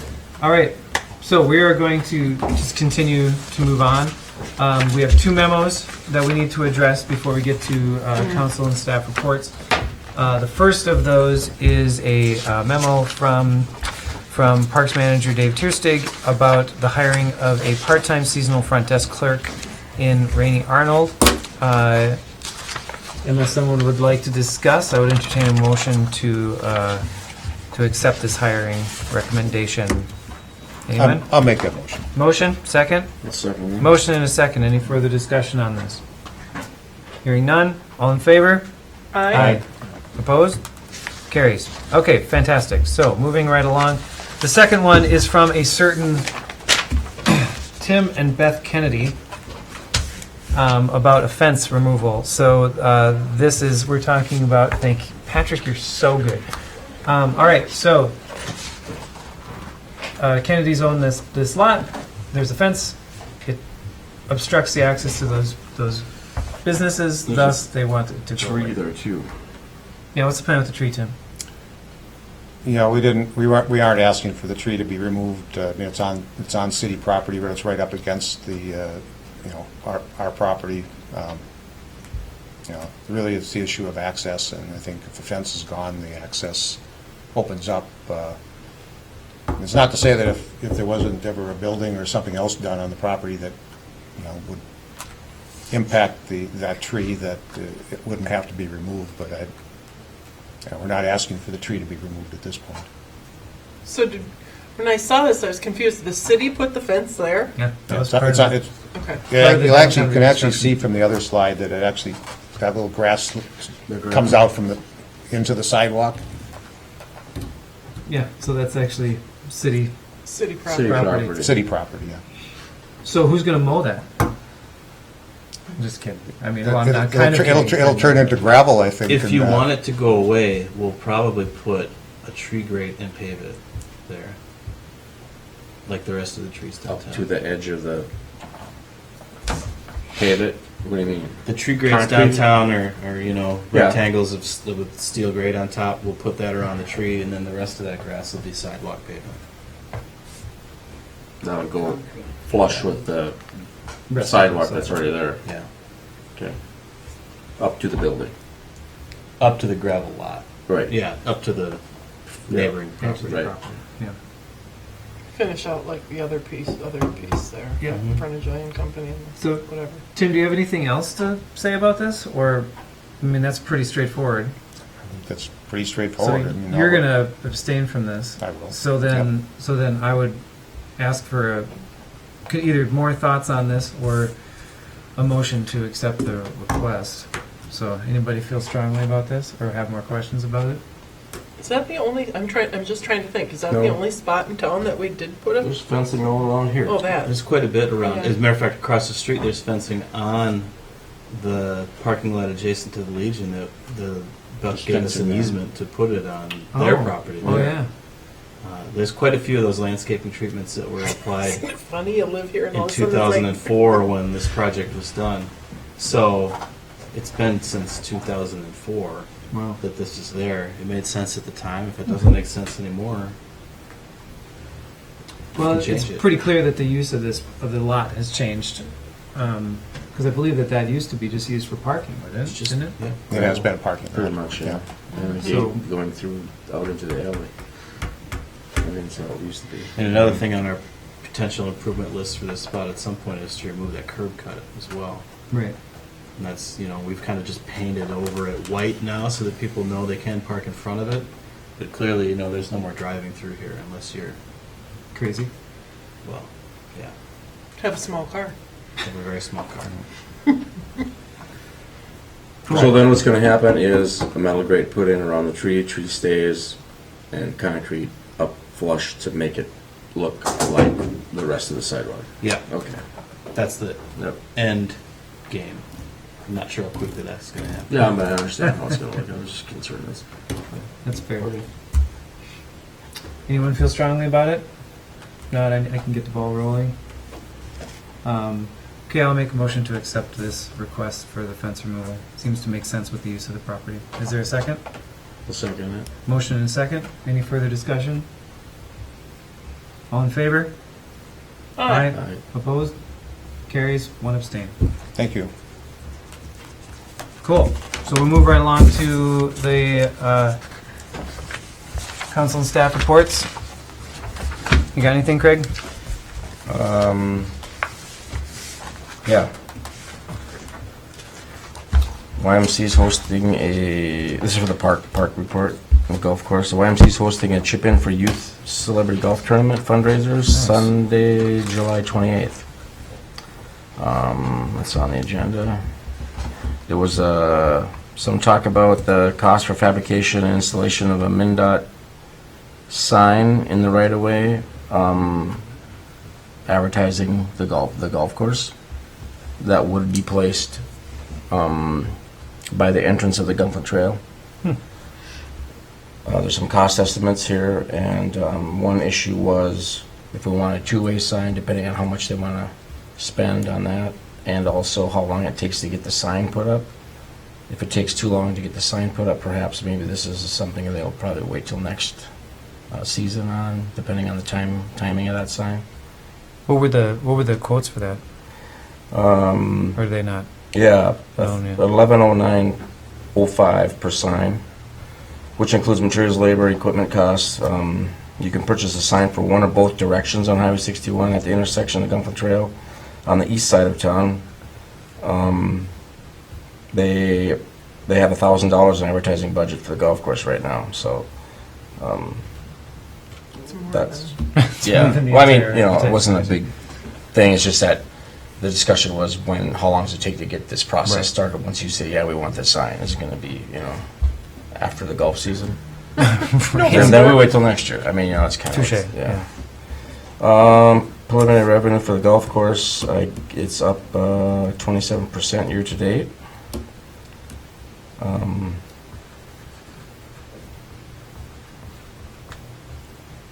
And the parks report, June revenue at the Park Marina is up 18%. Wow. And year-to-date revenue stands up 5.6%. So they talked about the July events. We already went through the 4th of July, stuff that happened during the 4th. More conversations ongoing with city regarding the removal of the buildings over there, the public works garages.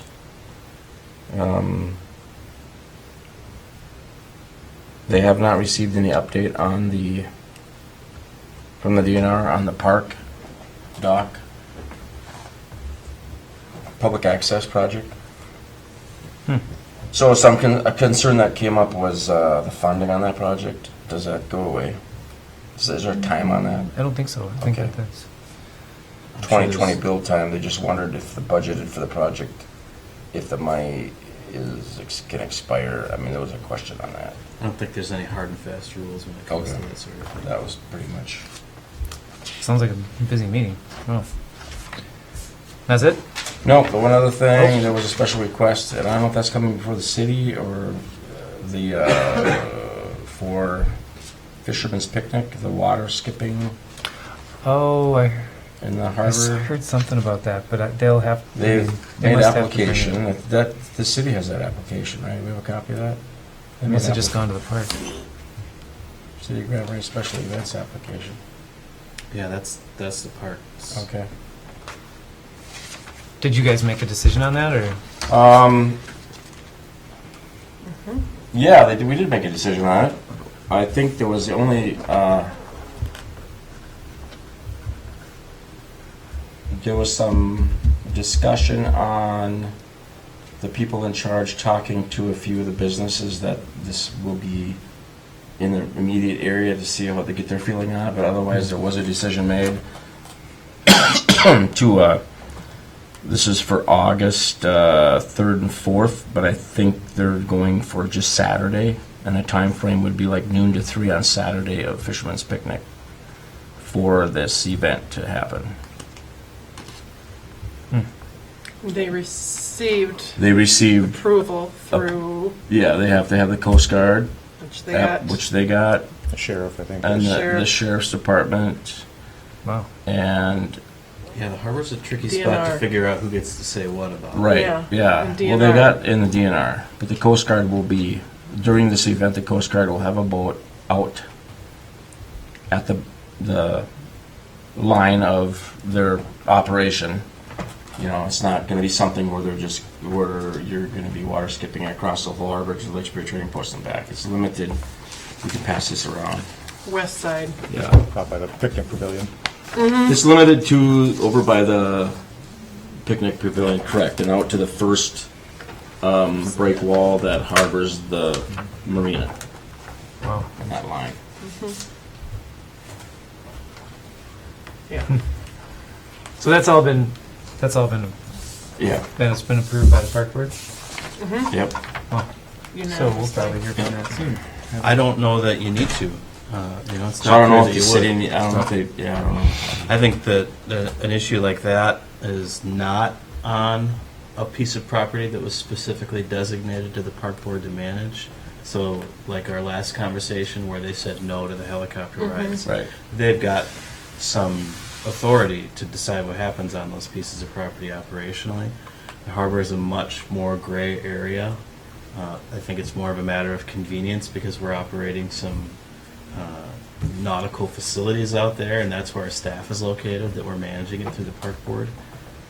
But I guess I would expect something that's linked to an event like that to be funneled through the event organizer, and that they would prove it, and that they would come and ask as a part of their overall package, and that's the way that the city council would become aware of it. So in this case, I think it just kind of happened that timing-wise was different. They came a little bit later than the Lions Club. But I don't know if you heard, did the Lions Club I don't know, I endorse this brought that up at the request? meeting. Is this gonna be an event that you're asking the Lions Club to have on their agenda? Because they're talking about the timing and how it's gonna get advertised and those kinds of things. So I don't know if that happened. And it's not going to, all the Lions Club stuff is out right now. It's already anyway. printed? Okay, right. One of the things I will say, because I know it will be a concern, and I'll put a disclaimer in that I know the people that are doing this, and my son has been active in it. If a snowmobile sinks, they have 10 minutes in which they have to have it out of the water, out of the harbor. And Yeah. that is because of regulations due to oil and gas leaks and everything else, so that's why they had to speak with the DNR, that's why they had to speak with the Coast Guard and get those approvals, because they have to have the mechanisms to have all that done. Just gonna So- put big floats on them or something? No, I don't know. they're gonna have 3 boats for recovery Yep. during the event. Dude, can I be one of the divers? It'd be so much fun. You want me to let them know you're, it's only for 3 hours Maybe. on Saturday. That'd actually be So- real fun. Noon to 3, yeah. Yeah, that was the I thing might that be they interested. picked a small be. window and, Anyway, This is something that's happened before. Yeah. So, I mean, it's not like, and it does draw people, I mean, like to watch it, so I mean, it's, Totally. Well, look what Grantsburg, Wisconsin does, which is not what they're trying to do, but Right. yeah, there are people interested. Cool. so that was everything. That's it? Yep. Okay. Tim? I didn't have any meetings, but I just had one question about, if anybody had heard any reports on how the 4th of July beer tent went. I wasn't We out weren't- there, so We I, weren't even in town. so I, I have just one. Somebody complained to me, they came in the store and complained about the noise, but I didn't know the hours of operation. I kind of thought it was till 11, but maybe it was till midnight. okay. I don't know what the hours of operation were on that. Yeah, I just didn't know Because if the band did play there were till any midnight. issues or Right, whatever. that's all. Just, it's always helpful to know if That was the there's only issue something. that I heard. It Well, wasn't like okay, everywhere around but town. the Raven has a rooftop which plays till Correct. 1 after 1 a.m. So, like I said, I don't know. I was at home during the fireworks, all that kind of stuff. So I don't know if it was if the noise was actually coming from where it was coming from. Right. So I mean, there's all bands playing everywhere. That I also It was a- received, one of the things I was going to talk about was that I received a noise complaint Okay. saying that the music was going far too late. Well, actually inquiring about what the noise ordinance was and saying that the music went until 12:45 or 1 o'clock. Down or there in something like that. particular, I don't know or which one it was. I don't know which place they're talking. I think they identified the tavern specifically. Okay. But I believe that, doesn't it say that for special events and weekends, then it's midnight? You can play until midnight? You can. Okay. Although if you're doing it on a public piece of property, the council would still have to allow that. Right. But an expectation that you're not going to have loud noise till midnight on any of those weekends in the summertime or during a special event is not realistic No. based on your ordinance as it is today. Right. So anyway, I encourage the person who was complaining about the noise going past midnight that that's against the ordinance and that they should take action to get the ordinance enforced. I can certainly call law enforcement. And that's what I told them. So anyway, anything else? Nope, that's it. Kelly? I was going to attend the North Shore Management Board last week, and because we were short-staffed at work and I ended up being over, I couldn't make Silver Bay by 6 o'clock. So I will plan to do that next quarter, depending upon when it is, hopefully not when I'm in Seattle. The other thing I wondered was, have we heard anything more on, I had a little bit of clarification by a very strong source. Have we heard any more on the bids with MnDOT and where things are at there? Because my understanding was, even though they're closed and sealed, I've got a really good authority that we could drive to the cities if we so wish, or we appoint someone to do that, to look at documents, but they don't send them out, they don't email them, they don't do that kind of thing. I was told they may even be willing, I doubt it, to drive to Duluth to let us see them, but I just wondered if anything was now public to us. Nothing yet. Well, here's what's public. The parent low bidder is KGM, and MnDOT intends to award the bid. So we will soon know all the information we want to know about it. Okay. Yeah, I found that interesting. Lots of bureaucracy. That's it for you? That's it. Okay, so I have just a little report about some of the things that I've been getting messages about, but I really didn't have much for meetings either. I've been at the bike shop a lot. So I had the noise complaint that I mentioned before, right?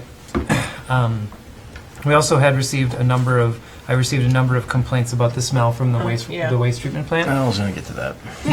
Yeah, but this is actually really, really interesting because the PUC talked about this in depth at their last meeting, which I thought was great because they talked about like the reason why the smell was so intense was because they had been basically doing this bacterial treatment all spring to this massive amount of sewage that when the temperature is 40 degrees, that bacterial action is really low.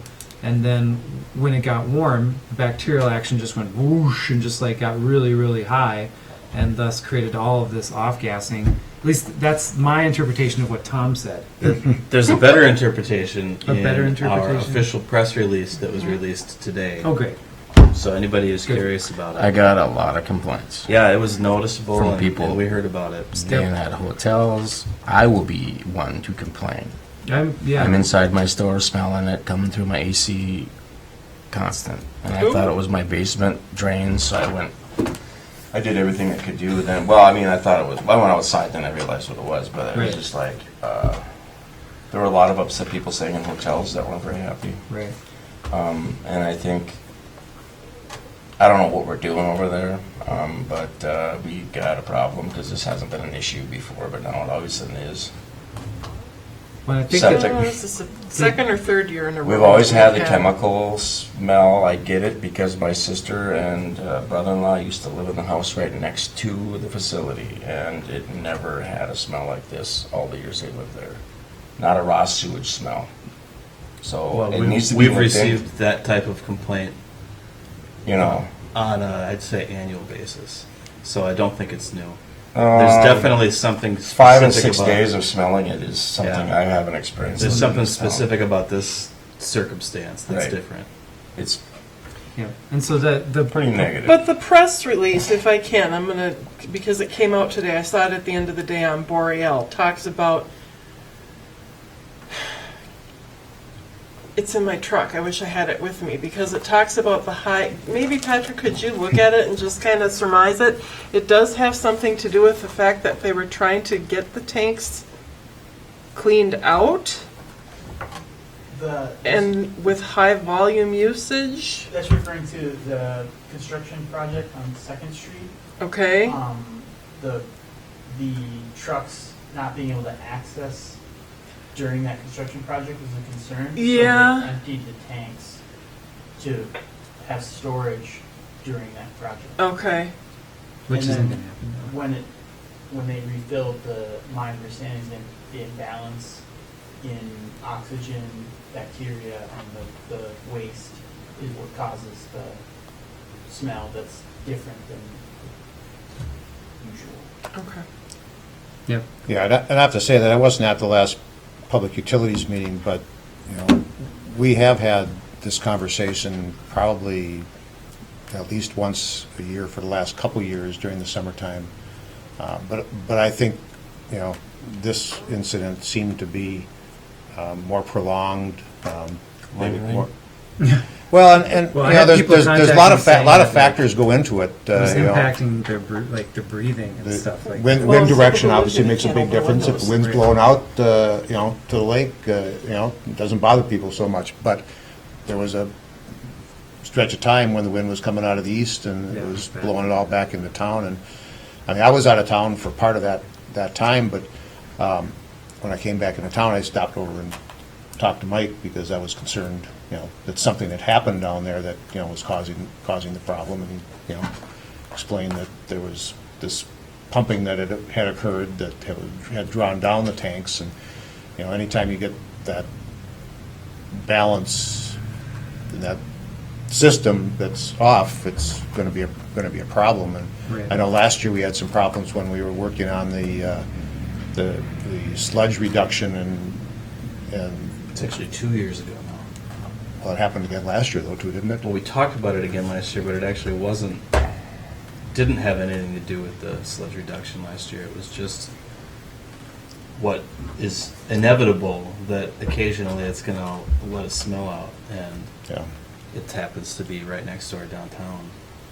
I don't think it's possible for us to prevent, but we're going to continue to ask that question periodic basis and get some professional opinions from. Well, what's changed from the operations from previous years? Because I don't remember this ever being an issue. Well, what happened this time was What's that changing? they drew down the tank because of this, the work project that was going to limit truck access to remove sludge, and so they had to draw down the tank more than they would have normally done, and so that when they did that, the balance of Bacteria. Well, the timing was not very good.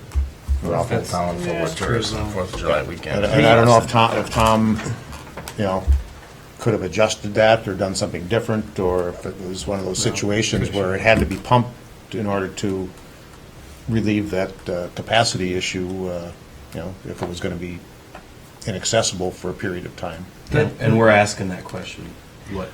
What, if we had this now, knowing what we know, what would we do different?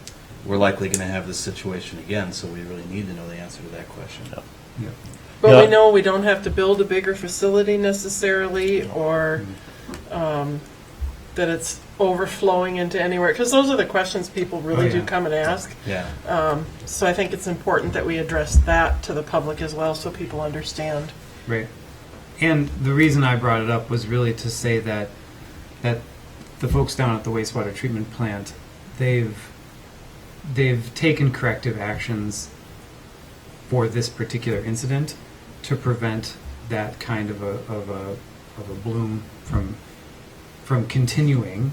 However, just like Mike said, there's a lot of reasons that place smells, and trying to tick off the box for every single one of them so that it can be completely smell-free is pretty much impossible. So I trust those folks down there to respond to the concerns that people have brought out. I'm glad that we had the conversation at the PUC level and now at the council level, to continue sending the message that, hey, this is pretty important. We need to be able to keep this smell to a certain level. Especially when the wind's coming out of the east, because otherwise it's going to impact everybody's business and everybody's livelihood. So that's why I bring it up.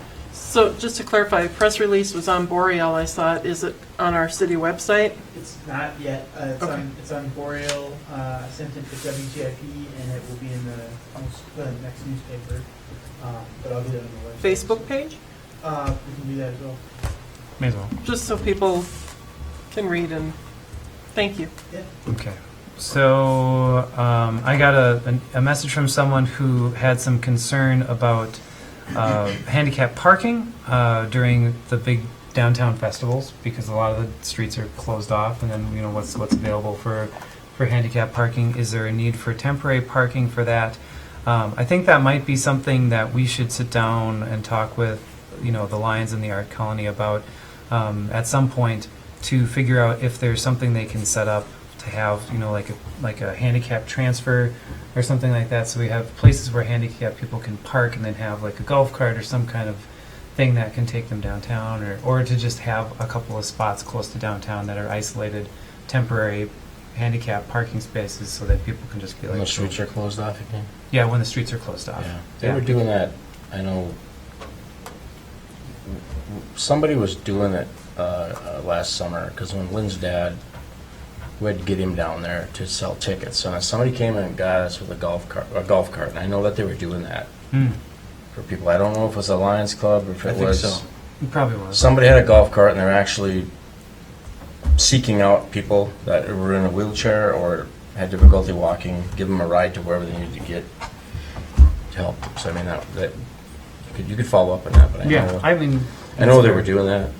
Yeah, this person that talked to Jay, I think, also talked to the Lions Club, so they've asked about that as well. And I passed it on to Jim to talk to the downtown business group about and get some feedback from them. And the idea of having some spaces set aside is one thing, but it really doesn't solve somebody with limited mobility's problem. Right. Because they can't move around You gotta in get the to space that. too. Right. Yeah. So I think that's even more important. Hopefully they'll be able to talk to the Lions about that. Yeah, so the conversation will continue. I just mentioned it to say that conversation has started. The conversation about the dog pound as well is continuing, just to keep that relevant to everybody's conversations. They haven't gotten back to me with any specifics, but I know that they're working on it. The Arrowhead Animal Rescue, that is. And then another concern that was brought up by the Riddles at Blue Water, it's similar to your fence request. They asked if the city has any attachment to that big round concrete planter that's right outside of their like the By the tree. yeah where right? the trees The trees planted in yeah it, the the trees plant. planted in it. Yeah. And they said, like, if we don't want it, if the city doesn't have any attachment to it, can we please remove it? And so that's a request that they made to me. I mean, Do we verbally. know why? Because it blocks their parking, and it doesn't do much good for their business, so they were asking about that, and I thought that probably wouldn't be a super big project to do. So I don't know if that's something that we can just, Well, it might be a pretty big project. I mean, It's a big planner. they're. But it's they're yours, you willing own it, so. Get a forklift, is there another spot that somebody wants it? to- Yeah, you might want to trade. I don't think you could take a forklift and just get it over the tree, could you? You know, pick up the, Oh my God, that would be so heavy. Pick I up don't that think that's the way culvert. that works. pick up that whole culvert thing, just lift it up. There's forklifts around. So anyway, the request is to, if we can do anything with that and get rid of it. So I think we should start thinking about ways that we could do that if that's, We That's a probably need to priority. take a look at it. Mhm. It like today, it probably should be an agenda item if we really want to examine and look at some things. Yeah. Well, I'll talk to them and see if they want to come before the council and make a case. And I've mentioned it now, so that ball is probably rolling. And then I've received a couple of complaints about traffic congestion around the pharmacy now, and the questions about the alley behind. And I'm wondering, I mean, I haven't heard much about what's happening with that. I don't know if we have gotten some ideas from folks about how to improve the alley or what our plans are to improve the alley or. Well, we've asked our engineers to come and look at it with us, Mhm. and they're giving us a proposal for design work to rework that alley. The issues that need to be addressed are the traffic issues, Mhm. both to be able to handle the volume of traffic, but also to make sure that it's not a speed through way, because it's not pretty narrow and Very narrow. I was going to say with design, what's design? Fill in the potholes because you can't. There's buildings all around it. Well, there's I mean, disagreement Make it about one whether way. the potholes filling in is a good thing or a bad thing by some of the local residents there. The other design issue that we really have to deal with is drainage. Right now, there's a low spot before it gets to 4th Avenue, and it probably needs to be regraded all the way through and paved to deal with the drainage that's there. So, do we want to get in the business of paving alleys though? well, we've managed to avoid it thus far, and I think that inevitably we will have to. More and more businesses are getting built. There are a number of alleys in town that are pretty seriously used, and if you just look downtown, we have quite a few alleys that are paved, and I think this one now has kind of transitioned into that commercial use where it makes more sense to pave it, particularly if we're going to be maintaining it. Most of the time when we've got these alleys in town, they're gravel. Some of them aren't really even developed other than people have driven on them so much they're packed. And we're not really going to take an active role in maintaining those because they weren't designed to be maintained. This one wasn't designed to deal with what it's dealing with now. So we'll get that, but understand it's going to be expensive to go through an evaluation process with an engineer to figure out how to do it. We'll get that probably in front of you at your next meeting to look at that. And then you can talk, we've notified many of the neighbors that this is going on. We want to, there's not that many of them, so we can include them pretty heavily in this conversation. You can decide what role you'd like them to have in the design work and the paying for it part of it. You know, we've even talked about, you know, with the Highway 61 project, that alley is probably going to get more truck traffic with deliveries just because of the new configuration of the street and the narrowing of the street at that point, making it difficult to do the deliveries to Harbor House and well, Harbor House particularly because that's served by the alley. And there's Oh, wow. Their use is transitioning. Yeah. We don't know how long they'll be using it the way they are, but That then you could look and be see difficult with rocks and the utility poles. pharmacy is transitioning. The Utilities Commission's actually already planning the removal of all the overhead wires in that alley, and not just where it's traveled, but also heading north-south, just Mhm. because they're difficult to get to. And so that's going to happen. There's also a fire hydrant that's at the very far west end of it that's been a favorite target from time to time, and so there'll be some question as to That's why whether trucks unload. that I know. needs to stay, I know. or No whether it choice. needs to move, or whether it doesn't need But to be when there at when the all. road gets narrowed, they're not going to have that center line Lots, anymore. lots They of don't things have to a think choice. about with Where are they that. going to park? Well, there's cars out. This is the issue of Do we, getting on because with it cross. abuts Highway project. Fifth Avenue West, which is actually a county road, do we need to have a conversation then with the county about that as well? We don't have to have a separate one because LHB is actually hired by the county to do the design work on Fifth Avenue as well. So it's kind of built into the process. Okay, any other questions about that? They won't be able to come over anymore. You were the complaint monkey these last Well, few I mean, weeks, that's, huh? I got lots of messages. That's Yeah, gonna you take did. it away. So, anything else? You guys have anything? We covered all your memos. Sure did. Any final comments? We meet next Wednesday at 5? That is what it says on the meeting. Correct. Yes. And how long are we expecting that meeting to last? Next Wednesday. I'd say between 90 minutes and 2 hours. Okay. Okay. And we'll try to keep Patrick's it under making mac and 45. cheese and hot dogs for dinner?